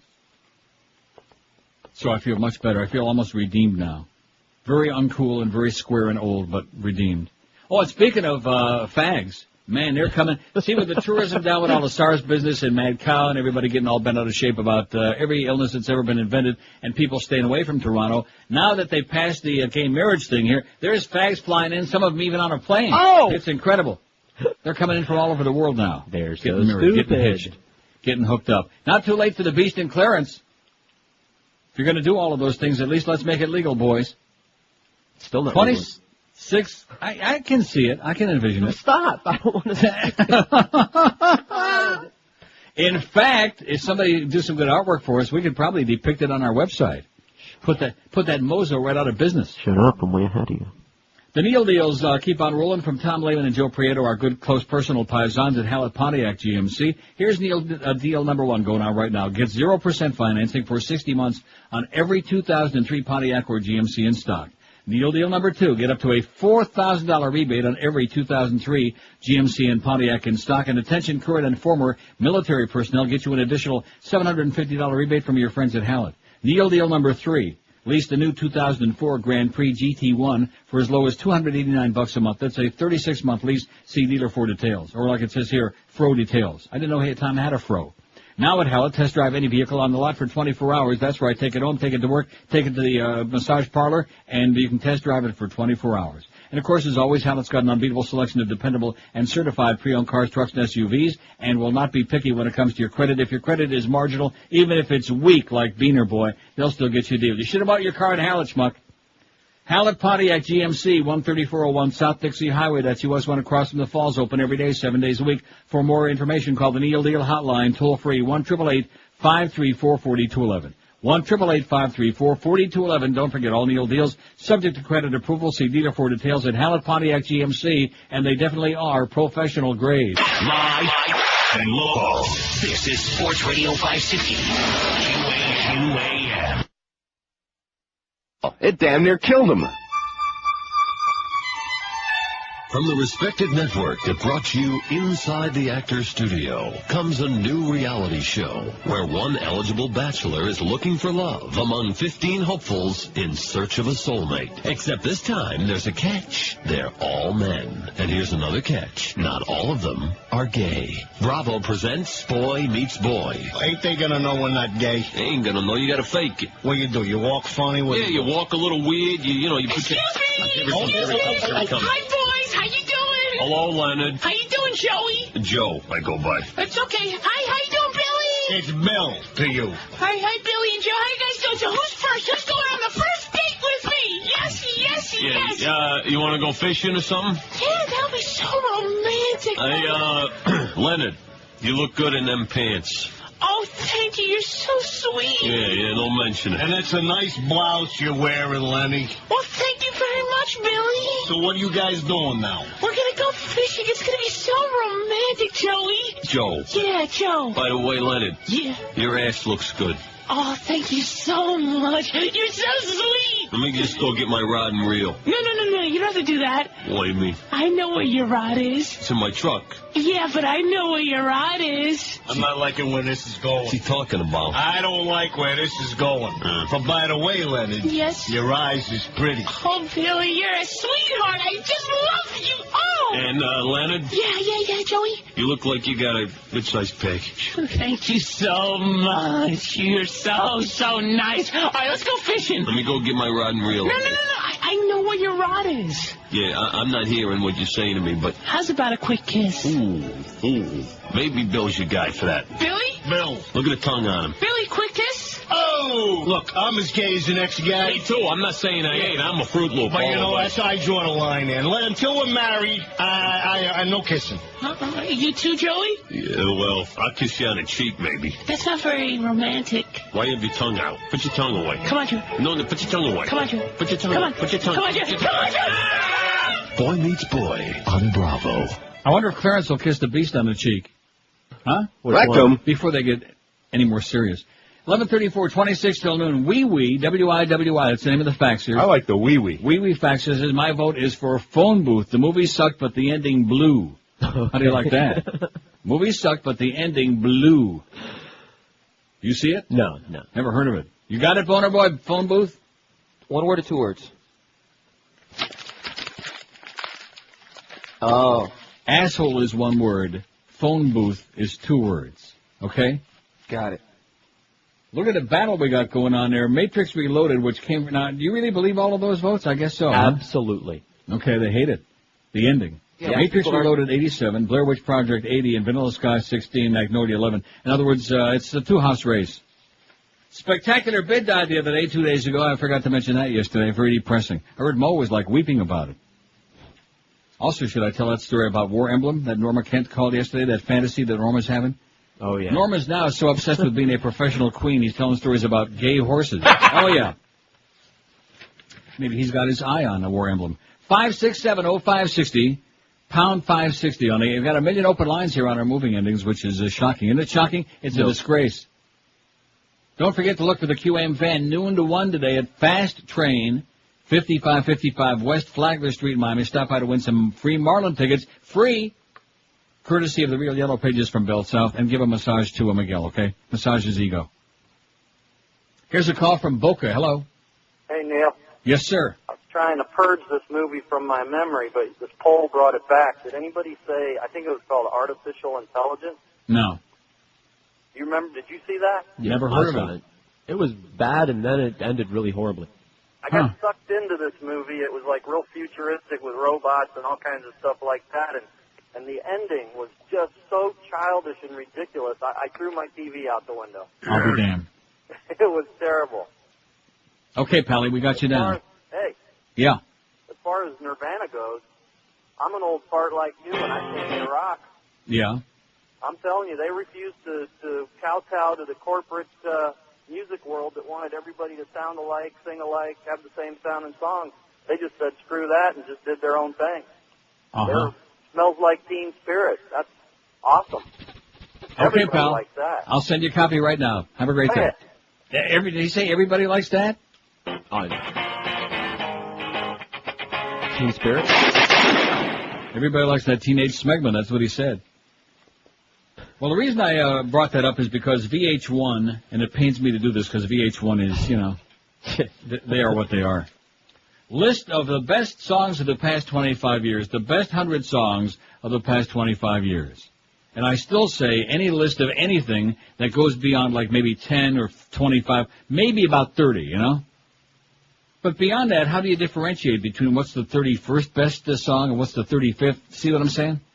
Oh, it's a big difference. What's the difference between number 98 and number 99? About this much. In fact, number 98 is Handsome, Bop. You ready for that? Between the Clarence and Beast imagery you're conjuring. And 99, Nora Jones and Don't Know Why.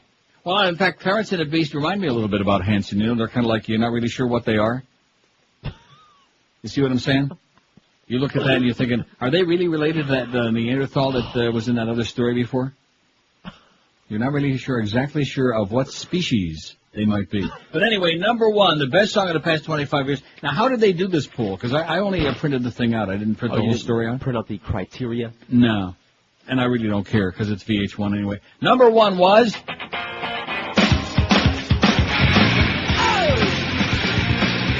See, and the guy says everybody likes that. Now, I'm not saying Nirvana, all of their stuff was bad because they got the album here, like Come As You Are. I just think that some of their stuff is great. You know, I love that. Mm-hmm. So it's not an anti-Nirvana thing, but the fact that they were like groundbreaking, that was the first thing that Boner Boy said. And then he tried to pretend he was joking. Groundbreaking. Groundbreaking, baby. Cutting edge. Yeah! Windbreaking.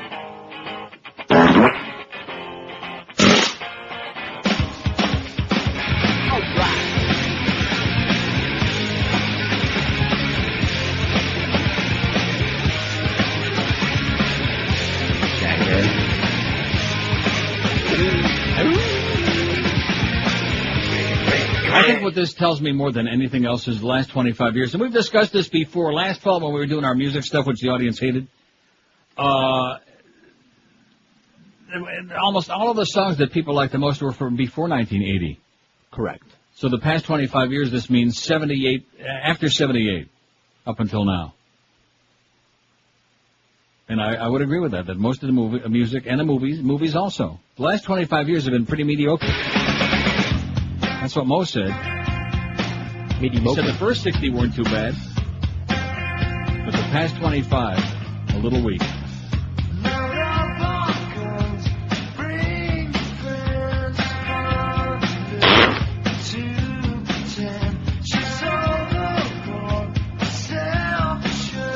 Number 2 was Michael Jackson, Billie Jean, according to VH1. Guns N' Roses, Sweet Child of Mine, number 3. Eminem, Lose Yourself. Number 4, I have, if you played it, I would recognize it. It's from 8 Mile. It's big. I don't care how big it is. He makes me want to barf. You two will make me want to barf even more, and 1. See, your taste in music is so bad, Neil. No, it's not. My taste in music is great. You nailed it. Your description of U2 is perfect. Irish organ grinder music. Right, that's right. That's them. That's Bono. In fact, I'd rather hear Sonny Bono than Bono, and I would rather die than hear him. How's he doing, by the way? Run DMC, Walk This Way. And I try. Kind of funny. Prince, When Doves Cry. This list is just, this has to be a joke, doesn't it? Whitney Houston, I Will Always Love You, the Wailing Whitney. The first good song you really get, well, Sweet Child of Mine's okay. But the police, every breath you take, that's number 9 on here. That should be number 1. They destroyed that. I don't care how much you heard it. It's one of a kind. That's one of the most phenomenal songs ever made by anybody alive. I liked it the first 500 times. I don't care. Every breath you take. It's haunting.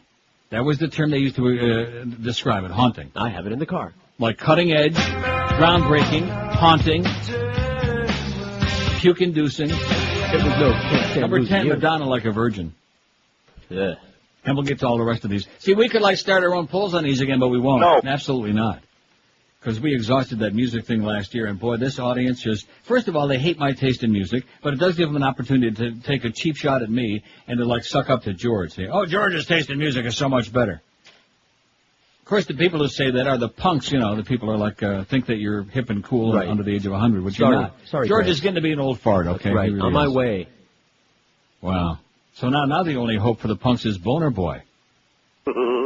And Scott. And don't forget about Scott Ferrall. And Scott, which we thought was really a cool guy, and then we found out he plays golf with Moe, He's my age.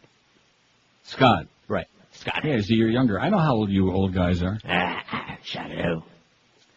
Matrix Reloaded 94, the worst or most disappointing ending of any movie. Matrix Reloaded 94, Blair Witch Project 84, and that's it. Everything else is Crouching Tiger, Hidden Dragon 19. I moved up fast. I think they're freaking that. You do? Yeah, it was whatever. It wasn't bad. It just ended. 20. Vanilla Sky 16, Magnolia 12, everybody else in single digits like Hannibal. Hannibal's moving up a little bit, but only has 9 so far. Clarence and the Beast. We ought to have make a big ceremony. You will slay me before the day's out if you keep that up. 11:43 at 560 WQAM. By now you've been hearing about Laminates R Us on this program. We've been telling you about them for a while now, and how laminate wood flooring from Laminates R Us is the easy, the smart, the low-maintenance alternative to natural wood flooring. Laminates R Us is the best place to find laminated wood flooring from Peridor, Pergo, Wilsonart, Uniflora, and Quickstep, too. All the top names are waiting for you at Laminates R Us, all installed by Pergo certified installers, too. Here's another reason why you ought to be calling Laminates R Us. Their prices will absolutely floor you. Right now you can get their summer special. For just $1,995, you can get up to 380 square feet of beautiful laminate wood flooring, which is positively... Oh, we're fine. Positively. Unbelievable. See, he's right next door, Dan. By the way, how's Josh Morrow doing, Dan? He's still inside that closet. And Laminates R Us will match any legitimate written offer. Free in-home estimate. Call Laminates R Us toll-free 1-877-777-3336. Piece of cake. What could be easier? Free carpet disposal, free furniture moving. They give you a 25-year warranty, and then you have years and years of beautiful, easy care laminated wood flooring. Call Laminates R Us today, toll-free 1-877-777-3336, and be sure and tell them that old Neil told you to call. And local. This is Sports Radio 560. QAM. People are ice holes.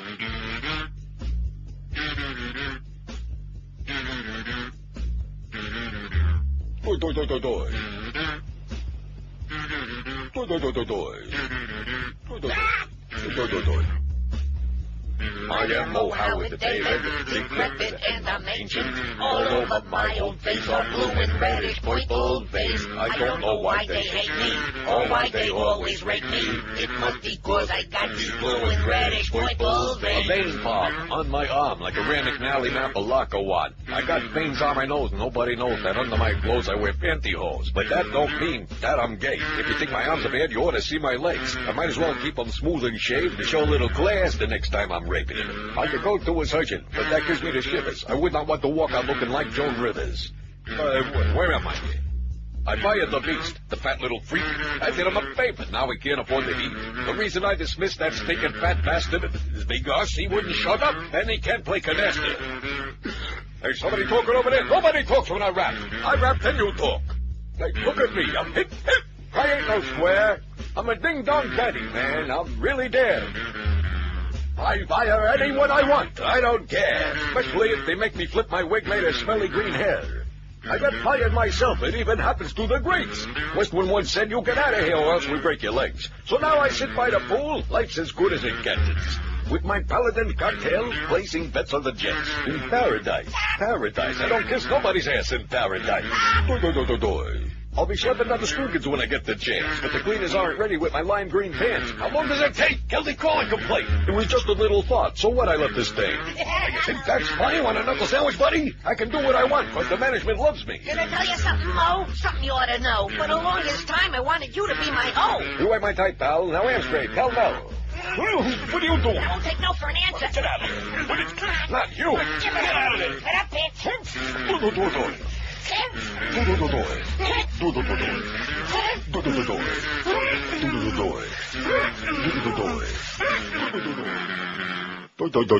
Look at that, number 101 on that VH1 list. Poiple Veins. P-O-I-P-L-E. We did it. All right. UCF Kenny, Chronic Faxer says, for the poll, signs, water kills the aliens, Mel Gibson character returns. Huh? Why are you rooting for all these people? Because they shouldn't go see it, because it sucks. Yeah. Isn't it an awful flick? It up until the ending. Stop signs, yield signs. It belongs. You better start passing some of these titles by me, okay? Mel Gibson's character returns to the priesthood. Oh, gee, I just ruined the whole movie for you. Good. Gee, signs, get that on there, Boner Boy. Signs. We didn't the bad see that omen. coming. The Florida State Board of Pharmacy is declaring storefront businesses that provide low-cost prescription drugs from Canada as pharmacies practicing without a license. In other words, they're going to try to shut them down. Because basically what it boils down to is that the pharmaceutical companies and the manufacturers of these drugs, of these killing drugs, what they want to do is like rape you as much as they possibly can, and they don't want you to get like a lower price. They're pissed off. And it's, what can I tell you? Did we have that on today, right, on our bedtime stories? Yes. I just mentioned that in passing. The worst or most disappointing movie ending ever. And we got some open lines on there, which is, we should have like 400 calls, you know? Can you think of all the bad movies, the movie endings? How about Magnolia? I mean, not Magnolia. How about Mulholland Drive? See, you did that to me. Mulholland Drive. I don't know if I saw it. No. You still wouldn't have any idea what it was all about. In fact, what they should do with that DVD, which I'm sure it's out on DVD, is do the same with Memento, so you can like move the scenes around to try to figure out what that dead body was doing on that bed. 567-0560, pound 560 on the AT&T and Verizon Wireless line. Here's Lauderdale by the Sea. Hello. Hey, Neil. Yes, sir. Yesterday's show was so great. I had to take off work just to tell you, you don't need the best segments. You just take like a whole show like yesterday. Really? You had a theme, you went with it. I thought the audience hated the show yesterday. I thought I was just cracking up all day. I drive a truck, I'm listening. I mean, you went with it, and it was great. But that's not why I called. But okay, good. We don't like too much suction. The audience gets really upset about that. Carlos seems like a bright guy, but The Big Lebowski was a great, funny movie. Jeff Bridges' greatest work, I think, ever. Really? He played a stoner, but he wasn't about LSD. He smoked some joints. That's all he did. Mm-hmm. Didn't say it was about it. He really captured the time and the moment. And, I mean, you had to be there. You had to grow up like I did in those days to just maybe realize how real that he captured that. And that conga music. Now, where did that come from? That cracks me up. That's from A Requiem for a Dream. That's when Sarah is stoned out of her mind on all these pills that her diet doctor gave her, and she's sitting there watching her favorite TV show, and they're doing the dance, and they come right out of the TV screen into her living room, and they start dancing around her and making fun of her. And it cracks me. I never saw that movie. I can't wait to see it. Well, you got to see that. You must see this, believe me. I want to see it, and I'm going to, but it'll definitely encourage you to cut a little bit down on the But the I've drugs, heard okay, that conga music before in another old movie somewhere. Right. Seems like, you know. Okay, you just give it a try, pal. You'll love it. Requiem for a Dream. Sounds great. And say hi to Sarah. Okay. Bye. Bye-bye. Yeah, she ain't feeling too good. Big Lebowski wasn't a bad movie. You said it sucked. You said don't get it. I said don't watch it. Oh. You will not like that movie. Okay, well, you already told me once, but tell us again. Refresh our memory. Don't watch it. Okay.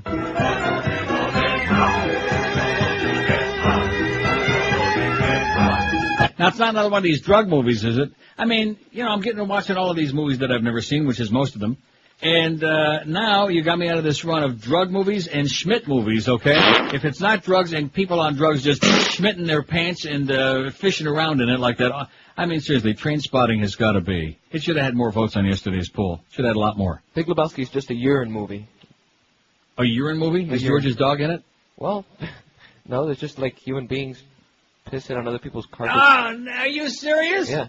Well, what do I want to see that for? Oh, man. Now I'm yearning to see it. Oh, no wonder that caller started to call by peeing on my leg. Didn't he? Before 1:30, before that Marlin pregame, I want to hear from one other person, one other old fart like me who doesn't like that song. Because that guy who called before made me feel really bad. He said, everybody likes that. Nobody doesn't like Smells Like Teenage Smegma. It is so ponderous, man. Oh, it's awful. It's a bad song. So you can't say that. You can say a lot of things. You can say the president's a scumbag and a liar, and which is all true. But you can't say you don't like that song. That's un-American, isn't it? Yeah. Right. Sounds like that makes you as square as a ping pong table.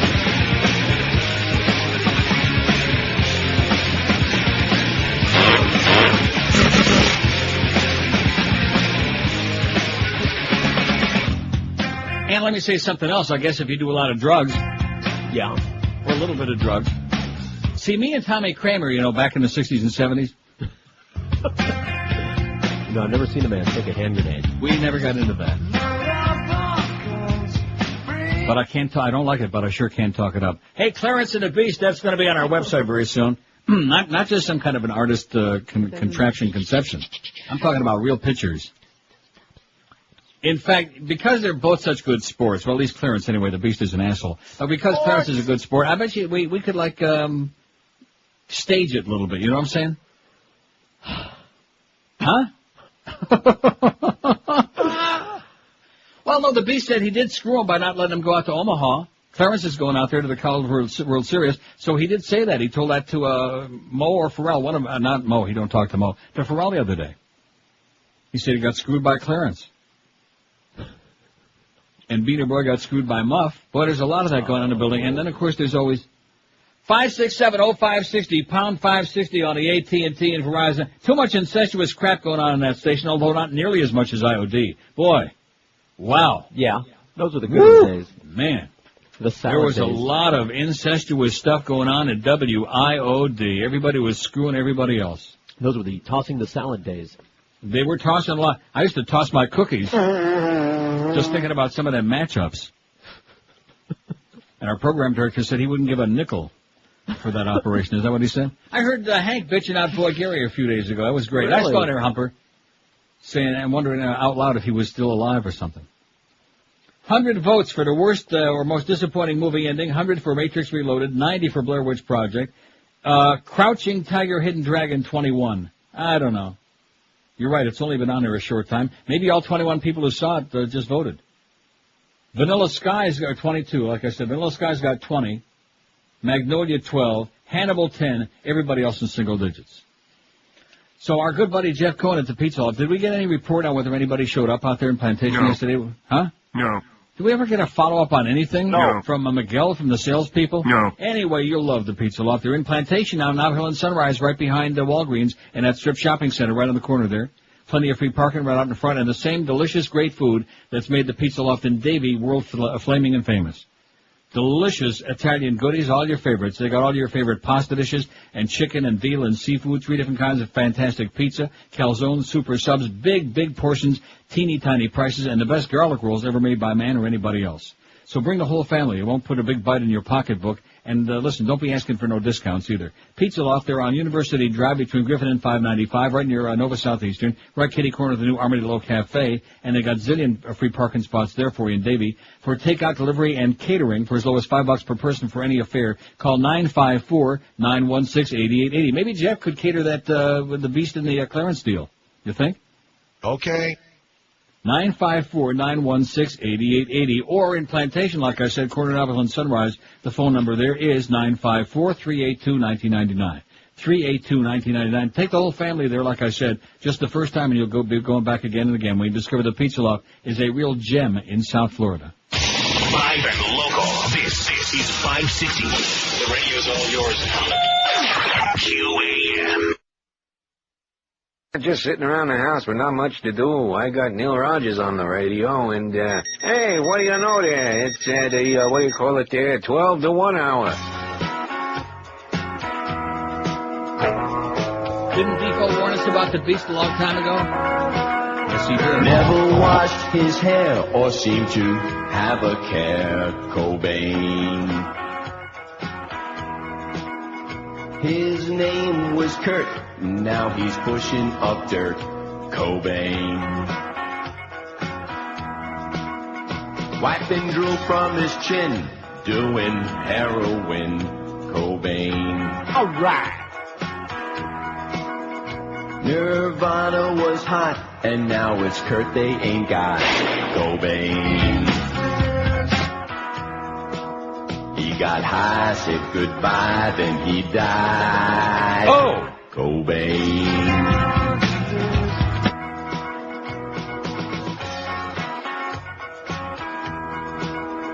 Made $1 million an hour, never took a shower, Cobain. He's a #1 hit in heaven's big mosh pit, Cobain. He'll meet Elvis the King and say grunge was my thing, Cobain. So if you're filled with doubt, don't take Kurt's way out, Cobain. He got high, said goodbye, then he died, Cobain. 1203 at 560 WQM. Here's a fax from Anita says, Dear Neil, how soon you forget Liz at Videotape Town in Margate has the original Caligula. What does that mean? How soon I forget? I don't know. I guess she told you about that store before or something? Well, I forgot, Anita. I'm sorry. I'm an old doddering man, okay? I forgot it too. Just like in those spots when I said, I've said that for years. Be sure and tell them that old Neil sent you by. And now it is old Neil. I was thinking that in that last spot I done. No, I don't think you'll like Caligula. Unless you like a lot of gratuitous sex and violence. Oh. It says, in case you don't have the address, it's Videotape Town, 4980 West Atlantic Boulevard. That sounds like Pompano Beach to me. Is that where it is?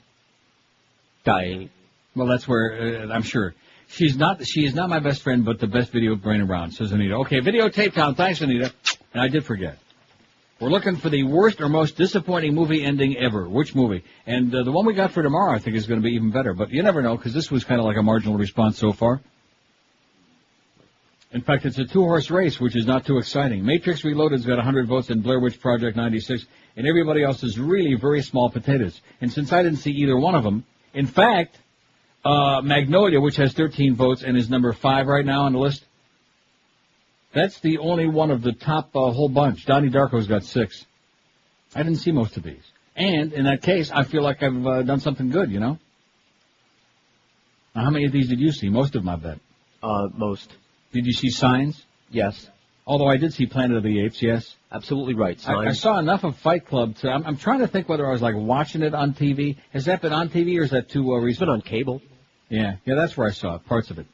The ending ruined the movie. Signs was a good enough movie until the end ruined it. Yeah. Well, you know who you complained to, don't you? Eisner? Yeah. Pitch him out. 5670560, pound 560 on the AT&T and Verizon wireless line. We got the Marlins and the Brewers, baby. Two really horseball teams. 1:30 to pregame, game time at 2:05. And if anybody likes some more free tickets, here's a call from Fort Lauderdale. Hello. Hey, Neil. How you doing today? Pretty good. Great. I got a good one for you. Now, I might be dating myself. I'm one of those older farts relative. That's okay. All us old farts got to stick together, man. And by the way, I do think that Nirvana's a bit overrated, but all right, good. We'll get into that later on. Here's a little gem going back to 1980, starring Olivia Newton-John. Terrible movie, worst ending. Grease? Xanadu. Oh, Xanadu. God. I can't believe no one has said that yet. Hopefully we have time to make a race out of it. Co-starred Michael Beck from The Warriors, who played I'm amazed anybody's admitting to have seen Xanadu. And Gene Kelly Oh, come on, you've seen it too. No. I never saw it. No. Oh, it's a doozy. See, And George is making a nervous laugh, which means he did see it. As bad as the movie Sorry. is, the ending's even worse. Okay. But to get back to the music thing, if I could give a shameless plug for one of my favorite underrated bands. Yes, sir. Cheap Trick, new album out July 22nd. Why Okay, aren't they on excellent. any of your best of lists? What do you mean by that? Cheap Trick is the most underrated rock band ever. In fact, Nirvana, Kurt Cobain said that they used Cheap Trick as one of their influences, which I'm not sure is a good thing, but Cheap Trick influences most of the rock bands out there today. Cheap Trick, And they never number get credit. 94, number 94, Surrender on this top 100. I just looked for it. Number Is that 94. right? That's not even the best song. They deserve better than that. Well, it's VH1. Don't take it personal. What do they know? Have a great day, Pally. You too. Thanks. See ya. Even Clarence said there's nothing like a Cheap Trick. 5670560, pound 560 on the AT&T and Verizon wireless line. Before he heads for Omaha, let's get Clarence laid. What do you say? Oh! Right. In fact, you want to really spike the numbers on Scott's show tomorrow morning. He could do the beast right on the air. Wouldn't that be great? We get a 95 share easy. and Ferrall could do the blow by blow. I'd love it. I'd tune in for that. 5670560, pound 560 on the AT&T and Verizon wireless line.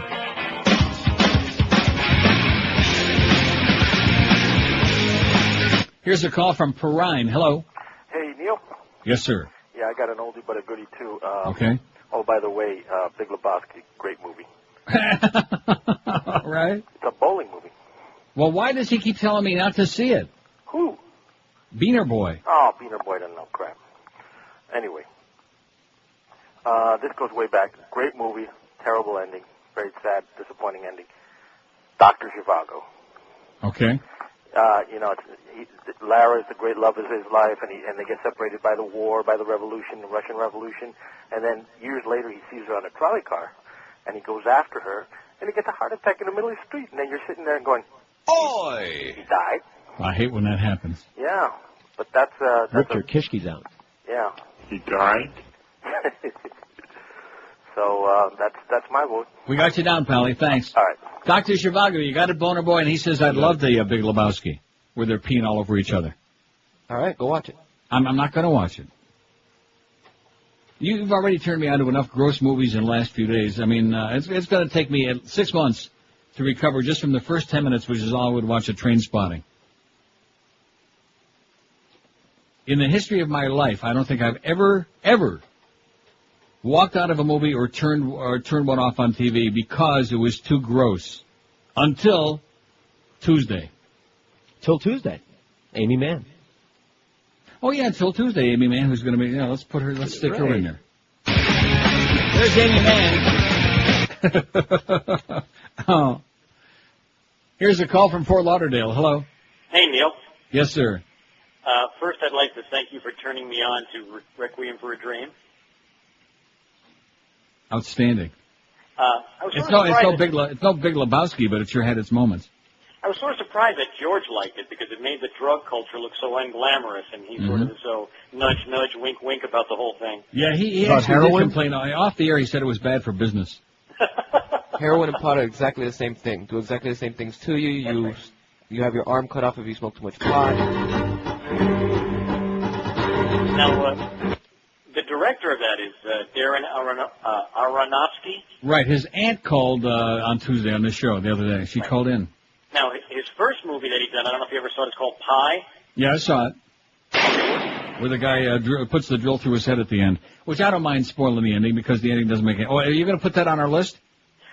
Well, the whole movie doesn't make any sense, to tell you the truth, but visually it was stunning. Yeah. Sort of like Requiem for a Dream, all the cuts and back and forth and everything. Right. Visually, Right. it just caught your attention and you couldn't stop watching it. Yeah, I think Pie probably should be on there. Let's put that on the list because when he sticks the drill through his head at the end there, it just, I don't know, it lets you down a little bit. Because you're sort of expecting... I think he was just trying to drill that thing off the side of his head by the ear there. He couldn't figure out what that thing was growing. He was just trying to drill, and he went a little bit too far.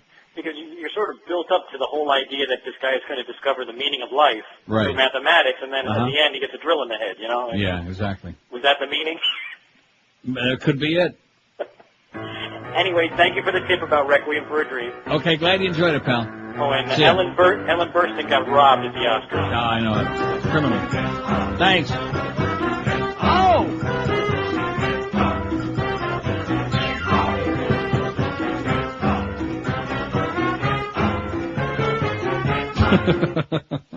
Oh, yeah, at that point, Sarah's getting just a little bit off-center there at that particular point. And then starts scrubbing the floors and the walls, etc. Right. She should have listened to Harry. Wish she'd have scrubbed out the toilets in that damn bar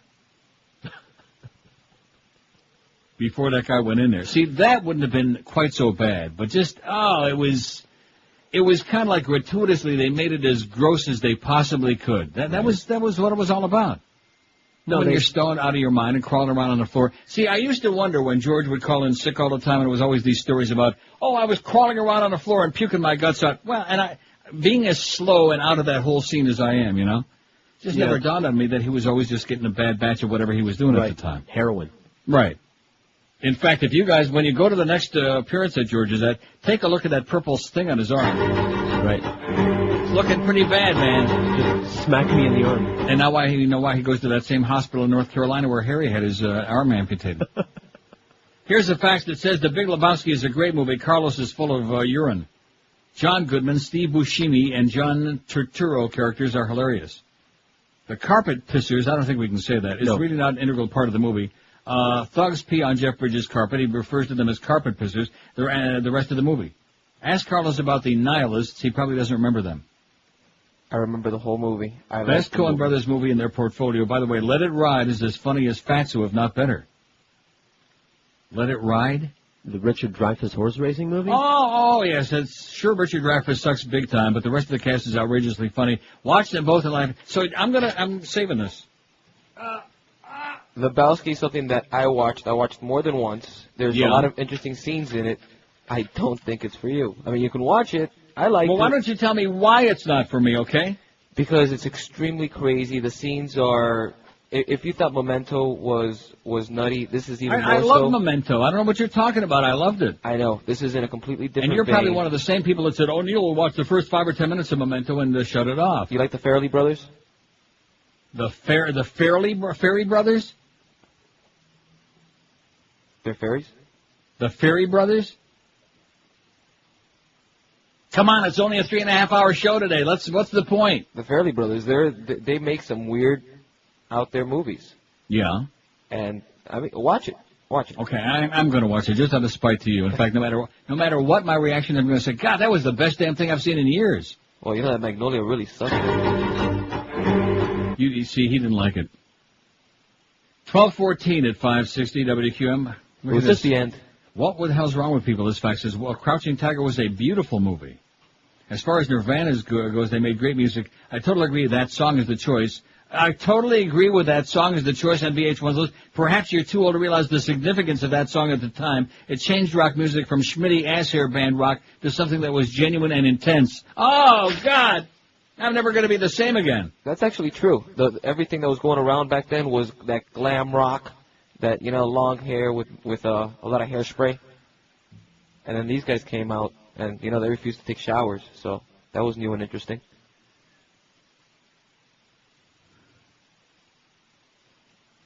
They smelled.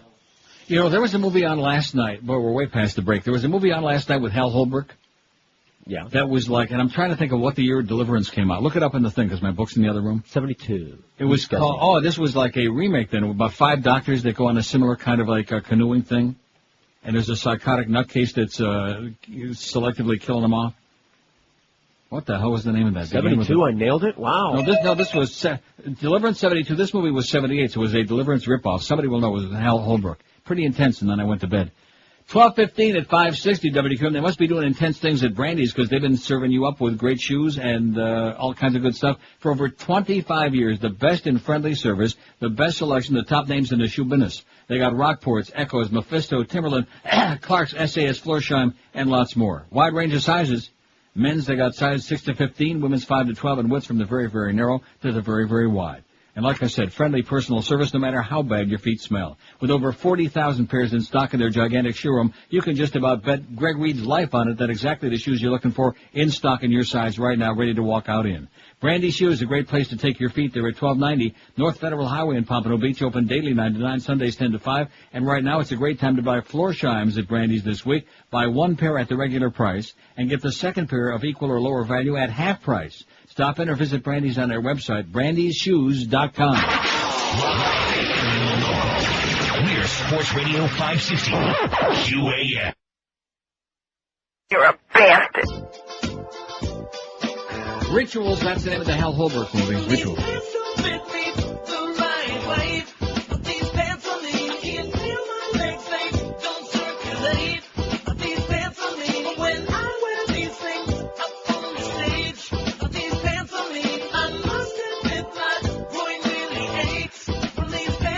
Bye! Wrong side, so would you mind if I just loosen these girls? I'm wearing leather slacks that squeeze me too tight, girl. How can I dance a groove? In tight pants I just can't move. So now, girl, I just can't do that ass shaking thing I do. If I wear these things at a live event, can't you tell it would be an embarrassment? I gotta pull at my crotch under all the bright lights to adjust my left one and adjust the right. These pants don't fit me the right way, but these pants on me, I can't feel my legs, they don't circulate. These pants on me, when I wear these things up on the stage. These pants on me, I must admit my groin really aches from these pants on me. Yeah, Ritual's a dead ringer, man, a real ripoff of Deliverance 1978 with Hal Holbrook. This book, anybody that's really a movie buff, you gotta have this book. Video Hound's Golden Movie Retriever. I mean, there's a zillion these different movies. Leonard Maltin's got one, which I can't stand him, and Roger Ebert, which we all hate him, has got one. The Complete Guide to Movies on Video, Cassette, and DVD. Not only has it got all the movies in alphabetical order, but then in the back, not only has it got like every actor and actress, that's how I found the Hal Holbrook thing right away, but then it's got Director Index, Writer Index, Cinematographer Index, Composer Index, who make the music. By the way, speaking about writers, I made a boo-boo. Yeah. It's the Coen brothers. Oh, my God. Well, I know the Coen brothers. We already discussed that. And you're trying to talk, who are you talking about? The Friedman brothers, Josh and Sal? What were you talking about? The ones that made the Big Lebowski? Yeah, look, the Big Lebowski, since you're trying to talk me out of it, I looked it up. I don't take anybody's word anymore after that Schmidt that you turned me on with that bed spotting, train spotting, pants spotting. You got to see more than 5 minutes of the movie. The Big Lebowski's got 3.5 bones, man, in my bone book, in this great book that I'm touting now. This is a great book, only weighs about 50 pounds. 3.5 bones. It says, Jeff Lebowski Bridges is a stuck-in-the-70s stoner who insists on being called the Dude and loves to go bowling, is mistaken for a wheelchair-bound millionaire of the same name, and suffers a beating at the hands of thugs who are after money owed by the rich Lebowski's slutty wife. Dude is drawn into kidnapping, the attempted scamming of payoff money, and more bowling. While this may seem like plot aplenty, it's mainly a showcase for the Coen brothers' unique texturing of style and quirky but deep characters. Goodman is loud and funny as a Vietnam vet who takes any opportunity to pull a gun or explode into die-like obscenities. What? Goodman is great in that movie. Turturro steals is seen as a pervert rival bowler who loves loves skin-tight lilac jumpsuits and polishing his ball. Oh, I don't know anybody who don't like polishing his ball. The showpiece is an amazing, in fact, isn't that what John Kruk said, isn't he? He enjoys polishing his ball. Tom Green, the same thing. Don't forget the new Tom Green show coming soon. The showpiece is an amazing musical bowling fantasy sequence that would have made Busby Berkeley proud. So they like it. 3.5 bones in here, and you're telling me, oh, don't watch it, you won't like it. What does Train Spotting get in that book? Train Spotting? Yeah. That's a good question. Oh, so in other words, you're going to say if it doesn't get a lot of bones, then it's going to prove that I'm also not going to like the other one? Or if it gets a lot of bones. You'll like Train Spotting. If you finish watching it, I think you'll like it. Train Spotting's got 3 bones. Finish watching it. Big Lebowski, 3.5. Requiem had 3.5. Here's the facts that says, I don't know if it's because I'm getting older, 42, but you're right on the money that music over the last 20 years is El Stinko, and you are absolutely correct, sir. The 60s and 70s music was the best eras, with 1969 being the best year. Only about 10 to 20% 80s was good, and the 90s didn't exist. For an old fart, I think your music taste is pretty damn good. I love those music pulls you did. Richard the Evildoer says it's time to do them again. Oh, we might. Now that we got this VH1 thing, there's nothing else going on once we drain this movie thing as much as we have. I mean, we're going to sit here and save the world again? No. Nah, hell no. Not going to do that no more. We caught on. It took us what? It took me 27 and a half years to figure out what they want. What's that? They want lists and they want free crap, not necessarily in that order. That's what they want. Although this list today, we still got an hour to go and we got 2 calls on the board. How about Pretty a list lame. of free crap? List of free crap would be good. What crap would you like to know? In fact, maybe it was in the movie that he's talking about, Trainspotting. A lot of crap in that movie. The worst or most disappointing movie ending ever was, look at that, Blair Witch Project 104, Matrix Reloaded 103, A Battle to the Death, Crouching Tiger, Hidden Dragon 25, Vanilla Sky 21, Magnolia 14, Hannibal 11, Castaway 10, The Last American Virgin 10, everybody else single digits. And this doesn't make our list. How do you like that? It wasn't on there. Here's a call from Plantation. Hello. Hello? Yes, sir. Hey, Neil, how you doing? Okay. First time, long time. I just wanted to tell you that even though you don't listen to Nirvana, you're still the coolest guy in the world. That's not what Beaner Boy said. Well, He Beaner said I'm a Boy's an square idiot. old fart who wouldn't appreciate the Big Lebowski because I wouldn't understand it. I just wanted to say 2 things. Whoever's voting for Matrix is moronic because it didn't end, actually, so there's no ending to it. That's why they're pissed. And you should definitely see Snatch, and the movie, too. Okay. And have a great day, Neil. And have a great D, too. See ya. Love you. 26 past noon at 560 WQAM. He says that, whatever he said, that I'm a real cool dude. Maybe I'll go bowling and pee on Carlos's leg. Wouldn't be the first time. I beg your pardon? Wouldn't be the first time. Yeah, George's dog beat me to it. 26 past noon. Maybe that was just a message he was trying to send. Remember Joey Zaza? They would send him a message. I'll tell you about something really good for you. That's Oleomed soft gels. Oleomed, you just pop it in your puss, and it's good for you. Unlike a lot of the stuff that's on the market nowadays that can kill you, this stuff is safe, it's great for you, and it's effective. Oleomed soft gels contain the finest olive oil on our planet, super concentrated, loaded with health benefits, and all kinds of other good vitamins and stuff in there. Oleomed every day in your puss can help reduce the risk of heart disease and high cholesterol. Plus, now there are 14 different Oleomed formulas you can choose from, each one combining the finest olive oil with vitamins, minerals, herbals, all kinds of great neat stuff to support specific health needs, from your bones to your blood pressure to your immune system. All you do is pick out the formulas that are right for what you need. And don't forget, now we have 3 new Oleomed formulas, one to help you sleep, one to help you control weight, and Cell Q10 for your heart. You'll find Oleomed all over town. While you're out doing some shopping soon, pick some up at Publix, Eckerd's, Walgreens, or at Whole Food Market's, Navarro, Sedano's. Order it online if you like at OleomedAmerica.com. If you want more info on these products and what they can do for you and where to stick them, I wonder if they were doing Oleomed in that movie in Trainspotting, you think? No, seriously, maybe that's what he was trying to get out of there. Call toll-free 1-866-OLEOMED. That's 1-866-653-6633. Pick up some Oleomed today and start popping it in your puss for better health. Live and local. This is Sports Radio 560 QAM. Hollywood Community College is proud to present Act Like a Pro. Yes, with our Act Like a Pro workshops, you can learn the techniques of your favorite Hollywood stars and how to duplicate their success. This week, our special instructor, Keanu Reeves. Yes, Keanu Reeves can teach you all the range of emotions, from excited, excellent, to frightened, whoa, happy, dude, depressed, whoa, and even startled. I know Kung Fu. Plus, he'll also teach you how to speak in a foreign accent. I go to the Castle of Dracula. So join us this week at Hollywood Community College for your special guest lecturer, Keanu Reeves, and you too will be saying, whoa. Let me give you one word to describe Keanu Reeves, okay? Okay. Bland. Academy Award winning? Bland. I don't care if he won 15 Oscars, okay? Oscar enemas. I got a word. He's bland. You like Keanu Reeves? No, I was just kidding. I got a word for him. Dude. Yeah, he's just grotesque. Wow. Look at that phone, baby. Speaking of grotesque, I'm telling you, man, you people could pee on the Pope's parade. There isn't a call on that board. Now, when's the last time in the middle of a show we've seen this? About 40 years ago? Back when I was 50? Yeah. 56705. No, seriously, I thought this is a pretty interesting thing today. I mean, it kind of like culminates this whole thing we've been talking about. No, you don't get it, Neil. We're just burnt out in this movie crap. Okay. Okay, let's give some tickets away to Ferrall's baseball game, even though we don't know what it's about. You don't know how many people called saying, I want the tickets, I want the tickets, I want the tickets, when you said that last time.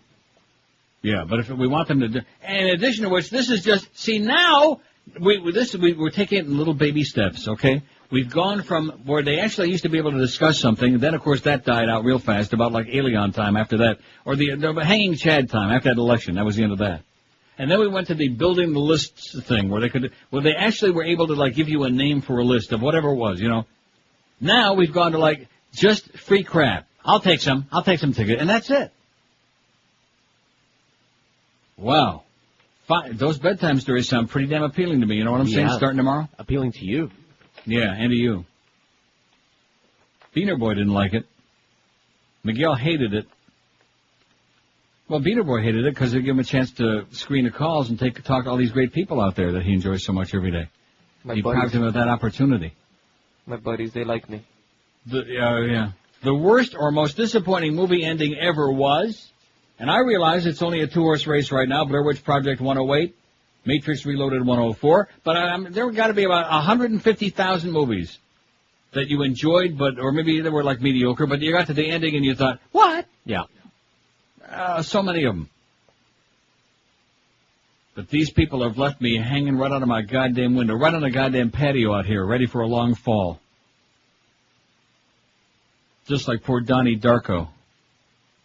Here's Plantation. Hello. Yeah, I got a movie for you. Yes, sir? Probably about 3 people saw it. It was starring George Clooney. It was in the movie about 6 to 8 months ago, called Solaris.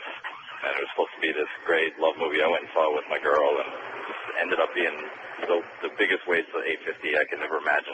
Really? It's just the end was it was kind of one of those movies like you were saying, you were expecting something to be a joke after the credits. Mm-hmm. You know, it's just I never heard anything about it after that, and it lasted for about 2 weeks, and it was just. Yeah, I'm glad you mentioned that, because that movie I talked myself into watching, that awful movie with the River Phoenix and Keanu Reeves, My Own Private Idaho. I put the tape in again last night, and I went to the ending, and I fast forwarded it on the tape because I was positive there must be more after the credits, and there wasn't. You know what I'm saying? You figure there's got to be more than that, and there was not. It's a website address with naked pictures of somebody. Exactly. Okay, thanks, Pally. We got it down. Got it? Solaris? We got it. You got pie? Because I don't see that on there yet. P.I.? Pie. I do like that punky pie.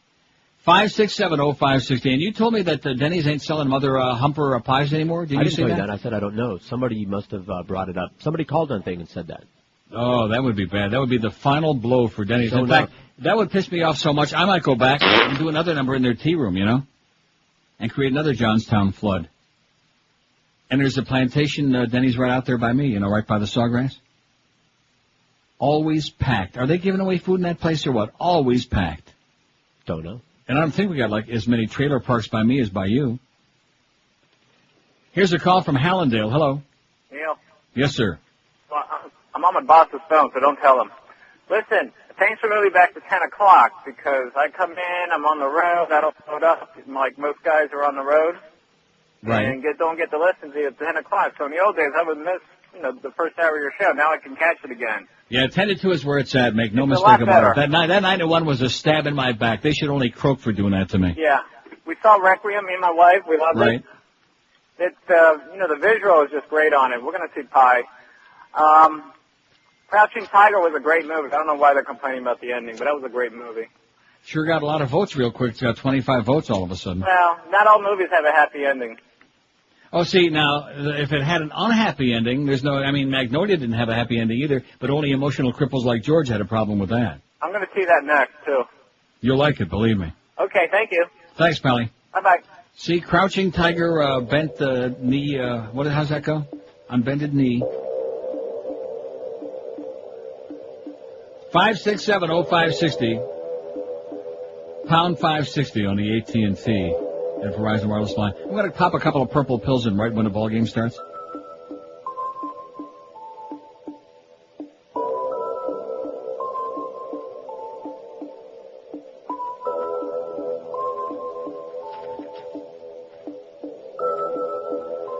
Here's a fax from John in North Miami Beach who says the reason Beaner Boy doesn't like the great glam rock groups and the music, for example, White Snake, etc., is exactly why he said they took showers and not in the sink. Yeah, he only can relate to guys that take showers in the sink about once every 6 months. In fact, maybe that's why he liked Train Spotting so much. Maybe that's the kind of tea room you're used to hanging out in. Yeah, ours. Exactly. In fact, yeah, the one at QAM, the one that Fat Boy has left his mark on it. One thing about him, if he does croak, you can certainly say he has left his mark on our building. 567, he has left his tracks, 2 loose lot tracks. That was his problem. Plus the extra 500-600 pounds. Graffitis. Oh, I still can't believe that movie that you talked to. Now, see, there's one you should have said to me you won't like that. Not the Big Lebowski. Train Spotting? Should have said, don't watch that. It's going to gross you out. I thought you could take it. Apparently what does that mean? It's a little harsh in the. I mean, it's not like I was like throwing up or something. I mean, I'm not one of these wusses, you know. I'm not afraid to fly because of goddamn 9/11. Yeah. I'm not going to run out of town here because of SARS. I'm not a pussy like a lot of you heterosexual guys. And by the way, let's hear it for Ozzy Osbourne, who showed up and did his performance here at the Air Canada Center last night and didn't wuss out. I don't even know what that is. Effing SARS anyway. Yeah, that's what he said. What's his mother effing SARS anyway? You had a great time. Nice going, Ozzy. You're not a pussy. You're just squeamish. I'm not the least bit squeamish. What does that mean? I want to tell you right now, okay? I've been around. I've told a story about my experience in Oakland at that Denny's Tea Room. I told a story about sliding off the broken toilet seat in that restaurant in wherever the hell it was on 441. Vinny. It was Vinny's. That was the name. Just came to me. Vinny's. Slid right off the goddamn floor on the toilet seat. So I've had my share of toilet experiences, okay, Beaner Boy, including some that you probably wouldn't want to hear about. I don't want to hear about it. Oh, those were the days, baby. And they weren't even at Westland. It took me 2 tries to get through that as well. So this business about squeamish, I have never in my life got physically ill from anything I saw on television, in a movie. I'm not the one that's saying, oh, get those pictures off our website because they're making me sick. I'm not one of those people. I'm squeamish. I'm not a wuss. But when I see a guy that's fishing, I don't want to go through the whole thing again, but I will anyhow. No, seriously, fishing around for his goddamn opium suppository in a full toilet after he just dumped his brains out on an emergency basis in the filthiest toilet in the history of the freaking subhuman race. You missed then, it. He goes then swimming. I'm squeamish. He goes swimming in the toilet. Well, see, again, this is the kind of stuff you relate to. What do you expect from a guy who takes a shower in the sink? It's a hallucination that he has. If you would finish watching it, I don't want to see it. I don't care if it's a hallucination, if it's for real, if it's, oh, God. He goes swimming in the toilet. Think or thwim. I sure hope he had a real good time in there. Snorkel. Did you have a good time, Pally? Oh, it was kind of Schmitty experience. God almighty. There were some I wonder if he holds his nose underwater. Huh? Oh, man. No, it plugs up naturally. Yeah, I bet it did. Talk about taking it up the nose. Jesus Christ. That corn sure was special. Yeah, and believe me, taking it up the nose was, forget about that. The movie starts out, they're shooting up. Right off the get-go. I'm just not impressed by druggies. Don't you understand? I'm not impressed. It just, you know. I mean, yeah, the whole movie of Requiem was about drug addicts of various kinds. Didn't bother me in the least, but the purple thing, I think the purple thing on Harry's arm bothered George more than it did me. No question. It bothered George and Waylon both a hell of a lot more than it bothered me, and Waylon was getting paid to talk about it. Yeah, you were Waylon all the way through it. Oh, brother. 1241, groundbreaking. Ooh. Piece of crap, okay? Piece of crap. And like I said, I like a lot of their music, including stuff right on this album, okay? But that particular song, if I never heard it again, it would be much too soon. In fact, I'm taking a poll with myself. Righteous Brothers or that song? 19 till 1 at 560. We got the Marlin pregame. The Marlins at the Brewers, 1:30 this afternoon. A game time at 2:05. Hank will be on briefly because we don't want to overwork him now. He'll be on briefly. From about 5 till 7 right after the ball game this afternoon. That's a tough chore following a Marlin game. You know, when a guy's considering hair replacement, his greatest concern is, will it look natural? Will other people fall down laughing, looking at me, and just peeing their pants? Speaking of that. You can always spot a bad hair system, but how many good ones go unnoticed because they look for real? Charles Alfieri has designed and supplied hair systems to showbiz celebrities and just regular guys like you for more than 35 years. Has appeared as a guest on Good Morning America, The Today Show, CBS Morning News, because his hair system, the natural hairline system, offers you the most amazing deal you can find anywhere. It looks real, like it's growing out of your scalp, as opposed to like a dead animal, like a civet cat died on your puss, or maybe one of them prairie dogs. What are the other ones? The Gambian rat. Gambian rat.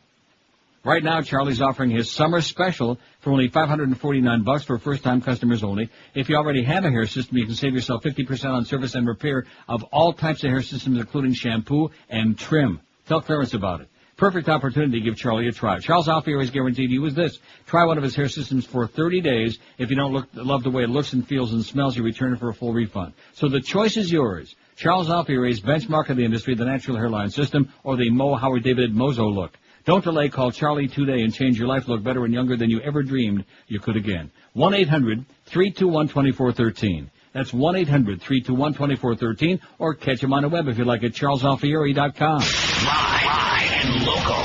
We're Sports Radio 560 QAM. It's funny. Hello, this is professional golfer Vijay Singh. I'm the one who cried like a small child when I heard that Annika Swanstam was going to play on the PGA Tour. So, how she did? I did not watch it. I'm kidding, I did. Not so good, right? I saw her cry afterwards. This is why I was against this. There was no crying in golf. Swearing, spitting, and groin grabbing, yes, but no crying. Drinking, cheating, carousing, and some homosexual role-playing, yes, but no crying on the PGA Tour. Bedwetting, nose-picking, aberrant, and deviant behavior, yes, but no crying. Oh, I see Annika sent me some email over the weekend. Let me read it to you. It says, Dear Butt Munch, that's a recent not-so-nice nickname given to me by a group of Annika Swanstam fans. Dear Butt Munch, you are so happy now? Even though I play well, I failed to make the weekend. But at least I play. You ran home like a small girl who got her pigtails pulled. Poop on you, Butt Munch. That's it. This is only slightly hurtful to me, because I did sort of run home like a small girl who got her pigtail pulled. But I will be back this week playing again because there are no girls signed up. Maybe I'm not so confident in my sexuality, or perhaps I'm just a male chauvinist pig, but I like it better when the girls don't play. They should play with dolls and makeup and sometimes that oven that cooks with a light bulb. Now, DJ sings a song. No, I don't sing. That singing is for girls and that play person from American Idol. 1247 at 560. Don't forget the QAM fan is, well, they're leaving now anyway, right? Hey. Huh? I mean, they're till 1 o'clock if you're in the vicinity. 5555 West Flagler Street. Remember, we've got some free Marlin tickets for you. Oh! Free, that's what they like. Oh! Courtesy of the Real Yellow Pages from Bell South. And maybe Miguel will give you a free squeeze, too. The worst or most disappointing movie ending ever was Blair Witch Project 113, Matrix Reloaded 108, Crouching Tiger Hidden Dragoon 25, Vanilla Sky 24, Magnolia 15, I heartily disagree, Hannibal 12, Castaway 11. It's What is a that? lie. AI. What is that? Oh, seriously, where did that come AI, from? artificial intelligence. Somebody called and suggested it. We put it on there. And that's the name of it, AI? AI, a Stanley Kubrick, Steven Spielberg. They conspired to make one of the worst movies in history. Really? Really? Yeah. Well, it goes to show you, nobody's perfect. Nope. 10 votes for AI. Last American Virgin, 10. Everybody else single digits, including Planet of the Apes. How's Rodney McDowell doing? Won't see him no more. Here's a call from Marathon. Hello. 7 Mile Bridge now, Neil. How are you? Pretty good. I'm going to start my petition and get Ferrall on 6 to 10 and throw Howard the hell out of there. All right. Excellent. So I'm ready to go. I'm going to get some kind of website. I mean, I don't know, maybe they'll let Goldie mop the floor or something, but I think it's time. I think Ferrall's done a great job. He's hilarious, and it would be great for you to follow him. Well, I noticed he keeps coming in there a little. He kept coming in a little earlier every day. He's starting to edge into the Mo show. Maybe he's going to start showing up about 5 to 6. He was on the air the other day about 7:50. So you know he's sneaking it. So listen, enjoy the rest of your time up there and have a great day. Thanks. Okay, thanks, Pally. There's a guy that votes for Ferrall. He wants Mo out, Ferrall in. Check it out. Yeah, but Ferrall's going to have to. Well, I don't know. See, maybe there's a method to his madness. Maybe if he figures he can get Mo out there in a golf course 2-3 times a week, Mo will expire, like right out there in the 16th hole, or get struck by lightning, like happens. Maybe get struck by lightning. Does happen every now and then. kind of opened the door there for 6 to 10. I think he got probably inspired when we took that poll last week. 40% of this very picky audience said, we love Ferrall, he's great. We want him on 6 to 10 a.m. Oh! That's what they said. That's the audience. Not us. We're not trying to interfere. As a matter of fact, before we start worrying about Moe again, we got to take care of that Beast business. First, Clarence and the Beast. Oh, Beast popped in.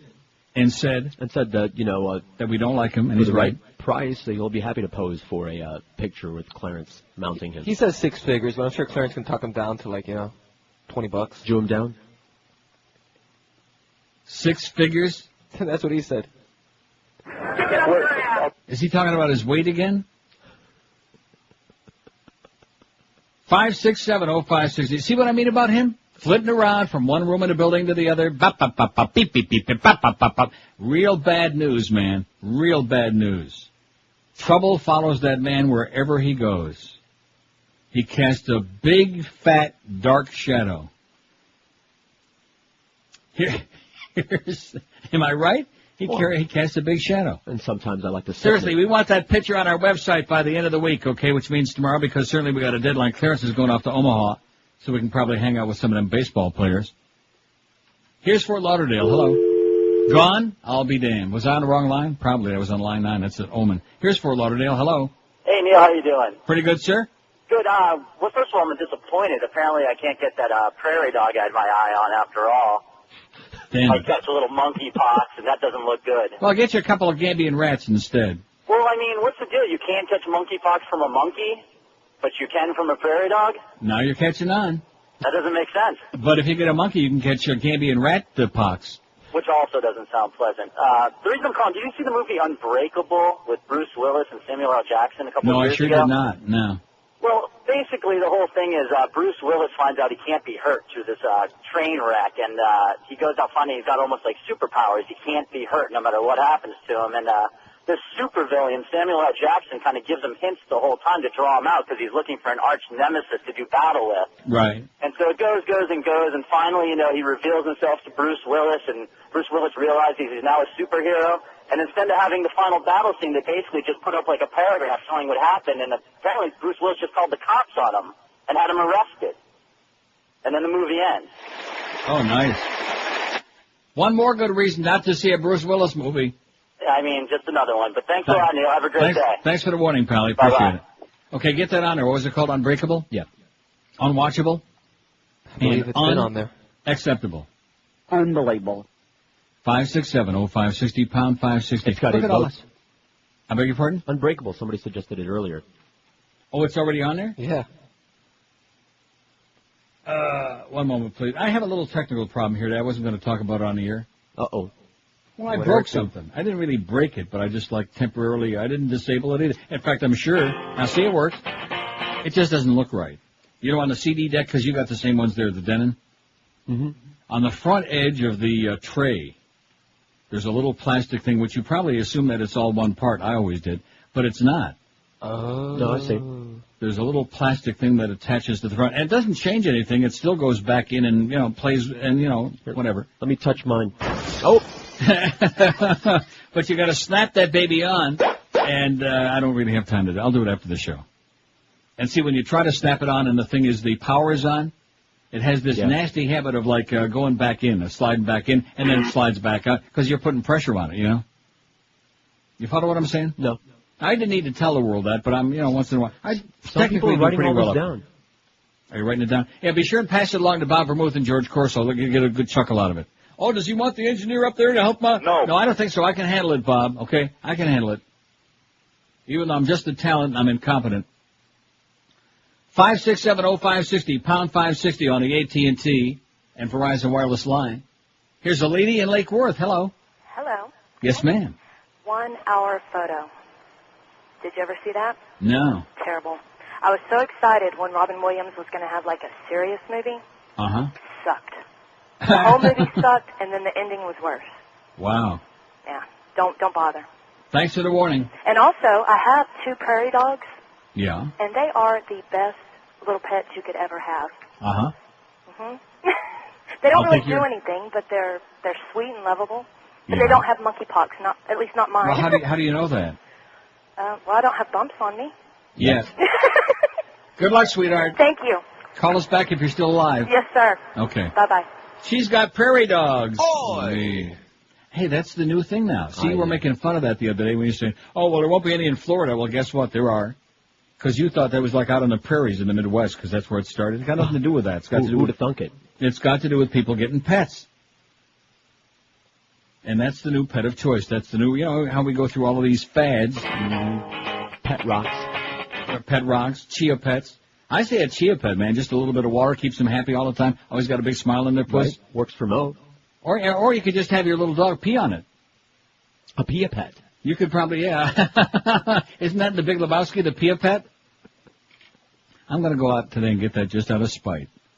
Just because Beaner Boy told me how much I'm going to hate it and it's not my style, and I'm a fuddy-duddy old fart who's got a very, what was it, a low tolerance for what?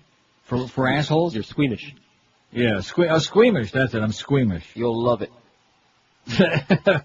Well, guess what? No matter what I think, I'm going to come on, just like you did with Magnolia. I'm going to come on tomorrow and say, God, that was the best movie I've seen. Forget about Requiem. Forget about these other ones. That was sensational. It would have been fine if it would have had an ending. That was a real pisser. Here's Coral Springs. Hello. Hello? Yes, sir. Hey, Neil. Movie I think has the worst ending is Thin Red Line. Thin Red Line. Have you seen that? No. You could take the ending of the movie and switch it to the beginning, and you would have noticed the difference. I'll be damned. Okay, thanks, Pally. We got it All down. right. Have a good day. 12:56 at 560 QM. We got the Marlins stuff coming up at the bottom of the hour. Please don't go away yet. Live and local. This is Sports Radio 560. QAM. Pal, this is Rosie O'Donnell, and the clock on my stomach says it's the Neil Rogers 1 to 2 hour. From the makers of Gee, Your Hair Smells Terrific comes a new shampoo for the four-legged member of your family, your beloved dog. It's new Gee, Your Butt Smells Terrific.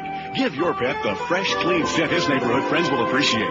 Gee, Your Butt Smells Terrific is the only all-natural dog shampoo with just a hint of lemon for that fresh, clean butt any dog will appreciate. So the next time dogs come sniffing around your neighborhood, make sure your dog makes a good first impression. Shampoo your dog with Gee, Your Butt Smells Terrific. Available at stores near me. There you go. There's one for all you train spotting fans. 5670560, pound 560 on the AT&T and Verizon wireless line. Worst ending, most disappointing ending of any movie in history. Tell Brian, by the way, next time you talk to him, I really appreciate those fake endings. Oh, yeah, well. You know what I'm talking about. That was a real ending. Here's a call from Miami. Hello. Hello? Yes, sir. Hi. How about Far From Heaven? Far From Heaven? Yes. Never heard of it. Ever heard of it? No. It just... Hello? Movie. It was just out. Oh, it's a new movie. Yeah. And the ending sucks?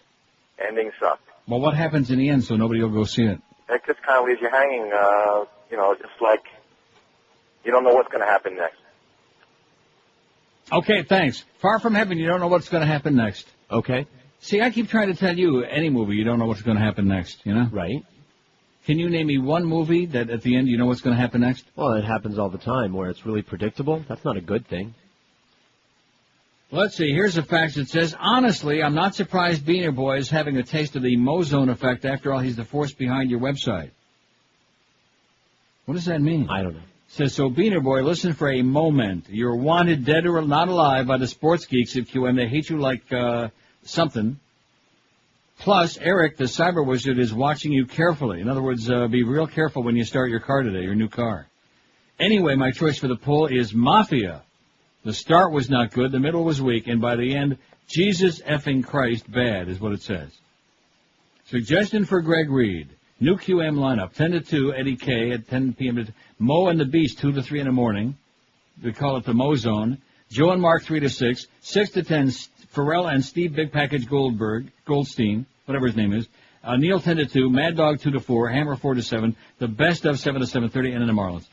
Isn't that our lineup now? Uh-huh. I think that's what it's supposed to be now, only Moe keeps showing up like to do 5. What has he got it on here? 2 to 3 a.m. Sounds good to me. Oh! Are we putting those last two suggestions down there, Far From Heaven and Mafia? Well, why not? Okay. Well, you're asking me? I'm just assuming all along that every time somebody mentions one, we're building it on our list. We had been, but you were kind of like, I don't know.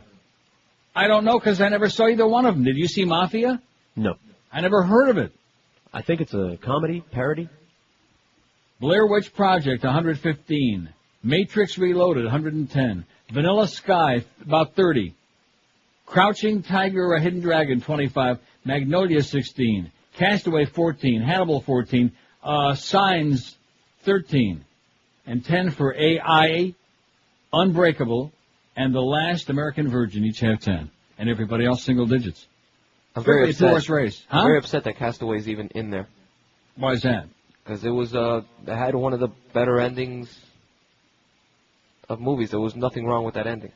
It wasn't I'll tell a happy you, ending. whoever called that in originally will call back, and we'll let the two of you, we'll have a duel. We'll have you fight out there in the corner right by Chuck Sub Center, right on the corner of 441 Ivisbury Road. I've got to we'll kick have a George's duel ass to the death. Sponsored by Moe and the Beast. Here's Fort Lauderdale. Hello. Neil, good afternoon. Yes, sir. Good afternoon to you. Did you hear about the death of David Brinkley? Yes, I mentioned that. Okay, I wasn't sure because I didn't hear the first part of the show. It's definitely the end of an era, if you know what I'm saying. Pretty sad. Yeah. And an update on the billboards. The Moe billboard is down. The one that was on the turnpike that had been placed on the opposite side of yours is no longer there. All right. And yours is still there, but of course the old time has not been corrected yet. That's okay. Just spell the name right. George, can you put me on hold? I've got some websites for you for the Haka. Oh, but I can put you on hold. Hold this. Great, thank you. Okay. I guess we should ask Neil that on the air. What's that? Are we taking one break or two before 1:30? One break? Are you out of your mind? Well, what do you think this is? One of those sports shows where they do 7-minute breaks? Are you crazy? We're doing a pair. Well, we're doing the opening for sports. Are you listening to what I'm saying, smartass? You see what happens with these punks, how they get out of control? You give them a little bit of rope, and right away they want to build a goddamn railroad with it. Or whatever the hell you're trying to build with it. 2 breaks, you got it? 2 breaks. As a matter of fact, let's do one now, and then... Live and local. This is Sports Radio 560. QAM. Yeah. Oh, see, I keep looking at that damn thing that's sitting there. The little black plastic thing. Uh-oh. And it just keeps freaking me out. It freaked me out so much that time I reached over to hit the play button, and I took my finger back like I'm going to break the damn thing again. I'm getting nervous. 560 WQAM I'm getting squeamish, is Peter boy. to present the Ferrall and Geldy Show. Stop! Boy, it sure smells better in here now that Moe died. Yeah, I don't have to bring a towel to wipe the chair off no more.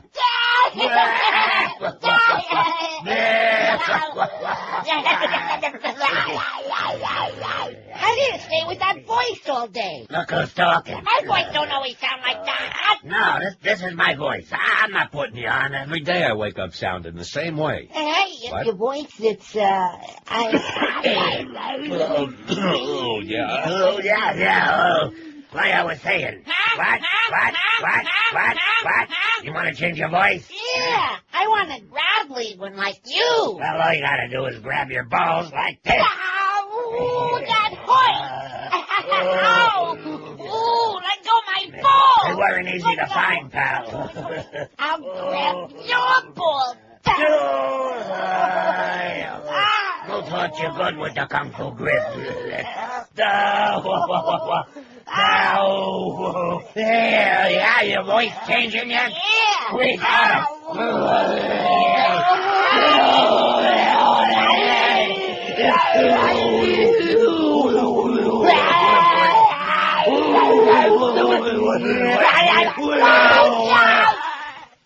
It's 11 after 1. I'll be honest with you. I got to admit that little things sometimes distract me to the point where like I could use a shrink. You know what I mean? No, seriously. I mean, I've been off my feet. I've been like off of balance here the whole day. Maybe you've noticed, or maybe not. No. I shouldn't have said it. No, seriously. I've been like a little bit off, just a hair. Just a little tiny curly hair because of this little plastic black thing here. It's not a big deal. It doesn't change the way it works or anything. Everything works fine, I think. Uh-oh. Wait a minute. Careful. One moment, maybe it's not working fine. I hear like clicking in there. You hear that? No. Turn it up. There's nothing to turn up. Oh my God, don't tell me I broke this goddamn thing. That would be really bad, wouldn't it? Yeah, it would be. It just slid in there. Do you One need an moment, engineer? please.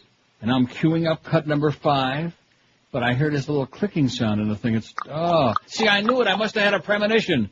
Oi!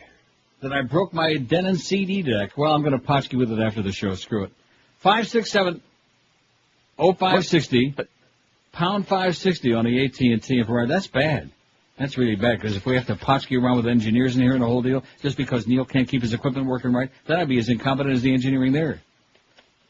Here's a fax from Chronic and Boca says, I still don't like it, but I haven't heard anyone mention that in Blair Witch, the whole idea of the ending was that in the original murders, the children have been led one by one into the basement and forced to wait in the corner while the others each were killed. That's when the camera follows Heather down the stairs and just falls, you see one of the other 2 campers standing in the corner before it goes black. I guess that was supposed to be the shock at the end of the movie. George writes a note on his fax and says, we all got it. It was obvious to all. It still sucked like a gay horse, like War Emblem. Is that what you're trying to say? Ding, ding, ding, ding, ding, ding, ding, ding. The implication also being that we didn't huh? get the ending. Because I've gone through that before with people that were apologists for that movie. Oh, you didn't get it. See, it was like this. And then they're going to try to explain it to you. We all got it. There was nothing mysterious about it. It was just a piece of crap. Right. I just fixed this thing. Oh, I mean, excellent. temporarily anyway. No, little things like that, it's just, I don't know, maybe it's just me. There are people like if something is out of place, you know what I mean? Yeah. For example, if I'm eating stuff, I'm sitting there, I go to like the convenience store and buy some crap. And if I'm eating stuff and there's like a wrapper and I put it on the table while I'm watching TV, I can't sit there and leave the wrapper there. I'll pick up the wrapper and take it right in the kitchen and throw it in the trash. You follow what I'm saying? OCD. What does that mean? Obsessive compulsive disorder, like Harlow. No, I'm not. I'm kidding. I am. Oh yeah, but you're hopeless. I mean, let's face it, you're a good guy, but your life is hopeless. You know, in fact, maybe that's why you like Magnolia so much. I think she wrote that. Sang that song. Amy Mann was singing about you. Just give up. You know, he could have been a storyline in that.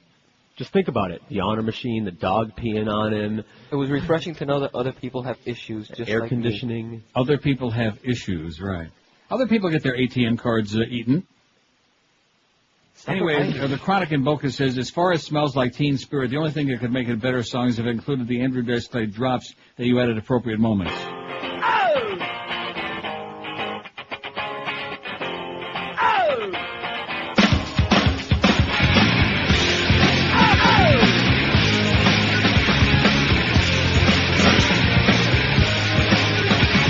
How do you like that?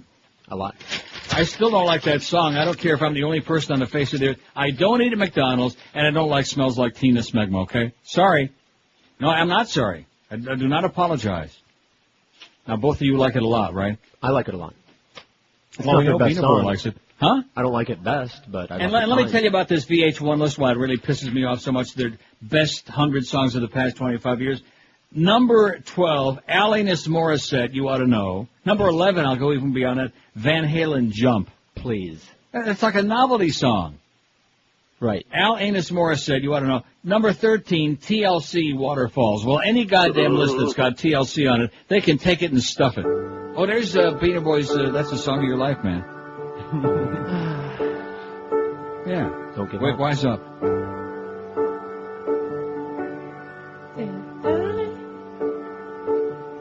Number 16, No Doubt. Any list that includes TLC and or No Doubt, they can wipe their ass with, okay? In fact, give it to that guy in Trainspotting. I like No Doubt.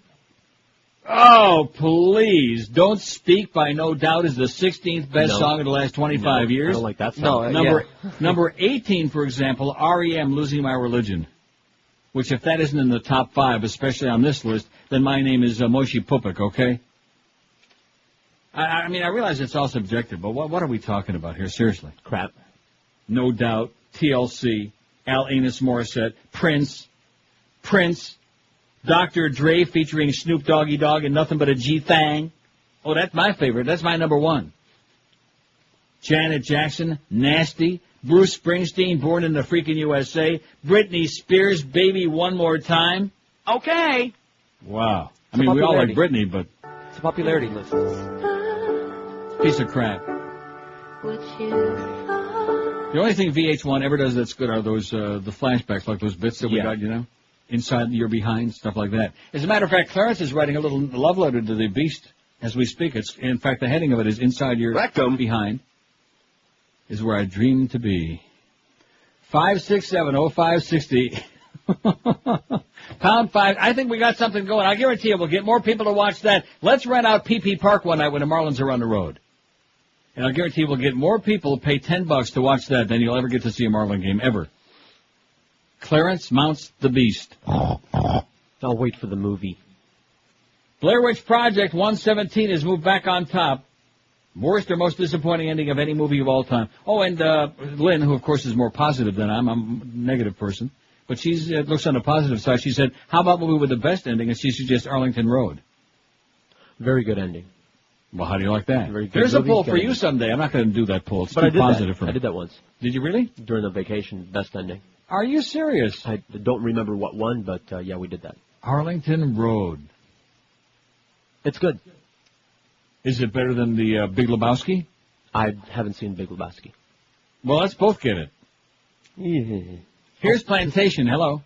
Hey, Neil, on the movies, and it was probably more of a budget deal with this movie than anything else, but the ending of Holy Grail, still to this day, and I've seen it probably 100 times. Right. It's still one of the most disappointing endings ever. You know, where they're poised, they're getting ready to attack the castle, and the police come and arrest everybody, and that's the end of the movie. Yeah, you're right. I agree. One of my favorite movies of all time, and I agree.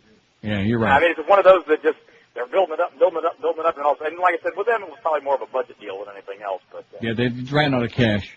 Yeah, probably. Okay, thanks, Pally. Anyway, all right. Good choice. Yeah, it is a good choice. It is, and that was my point. I mean, in the beginning, I mean, if it's a crappy movie in the first place, so what difference does it really make if the ending? In fact, if it's really all that bad, you probably walked out before the end anyway. But if it's a good movie and the ending is really, that's why worst or most disappointing ending. Right. And see what he just said, the Holy Grail, that's a good example of that. Mm-hmm. When you got, and like, for example, Donnie Darko. I mean, what was that? What the hell, after all this big build-up and after all this stuff where these rays are coming out of people's puppets and they got these, the big bunny rabbit Frank and all this other crap and extraterrestrial, and what happened here?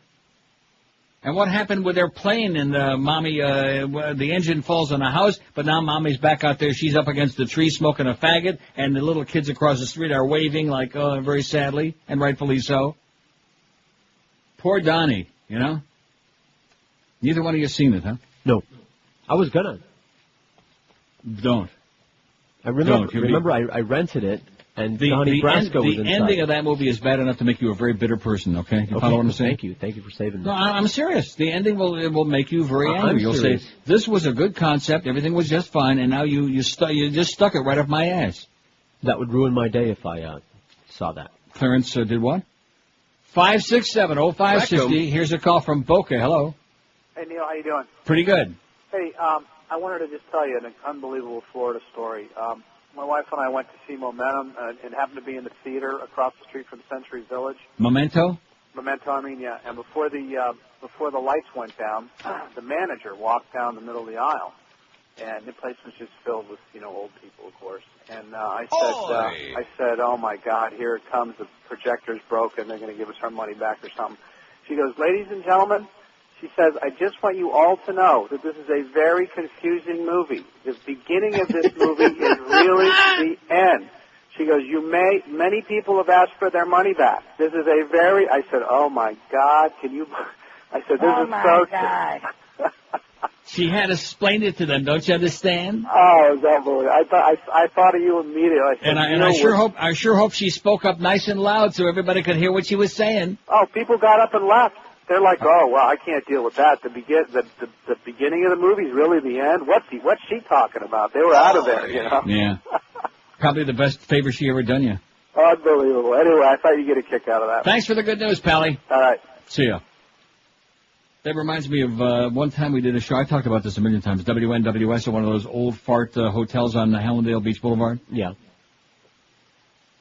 And I have Dr. Marvin Dunn and Dr. William Wilbanks of FIU, and we're talking about race and crime, race relations and crime. And all these old yentas are out there waiting for the free food in the back of the room. And during the first break, the salesperson, I think it was that bitch Ellie Gray, she comes over to me and whispers in my ear, "Oh, you got to change the topic. The audience doesn't like the topic." The median age there was death plus 10. Live and local. This is 560. The hallmark. It was the hallmark. QAM. A lollipop, little boy? Hey, man. Who the hell are you? I'm Kurt Cobain. I was in the group Nirvana, man. I don't like them comparing you to me. Shit, you had 2 lousy albums. I had many hit records. I was the mop top on top of the world until I married the gook and got shot in the head. Hi, I'm Mama Cass. Avoid the ham sandwich. I'm Karen Carpenter. Can I have it? I'm the Lizard King. I can do anything. Oh, shut the f*** up. How you doing, Kurt? I'm Buddy Holly. Have you seen my glasses? Hey, look at all these other place cards at my table. Keith Richards, Sinatra, and all of the Black Crows. Yeah, they'll be here in town for dinner, you long-haired honky. Excuse me, what's that? Oh, man, that's just the arm of that drummer feller from Def Leotard or something like that. Now, what time we got to get out of here? We got the Marlin pregame show coming up momentarily. Do we know? Hola. Hola. No, Hola. seriously, what time do we have to get out of here? Let me go see if anybody else in the station knows anything. I was told 1:30, but you know. I panicked there for just a second. I'm asking what time we got to get out. I hear silence like, oh, okay. Yeah. You're lucky I didn't just get up and walk away, like thinking that's it. That's it. We got it is? No. The big, oh, you'll be sorry. Marlin pregame show, 1:30 to 2. The Marlins at the Brewers. I mean, 2 really embarrassing teams, 205. 2 teams with little or no reason for existence.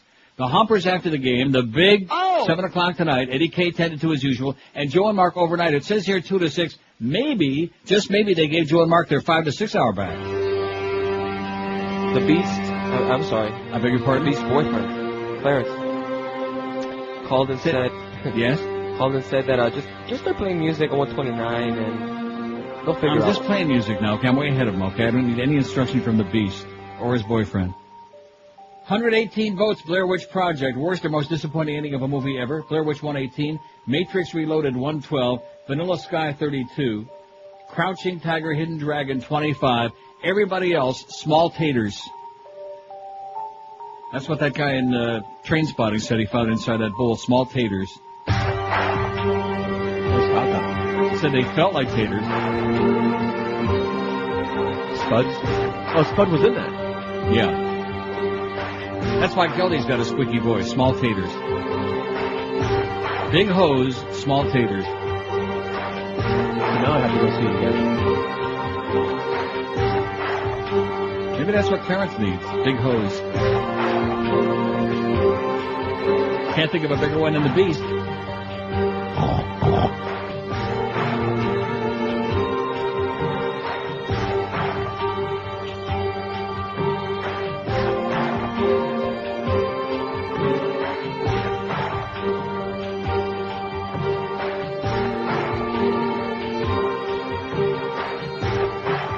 Me estoy muriendo aquí.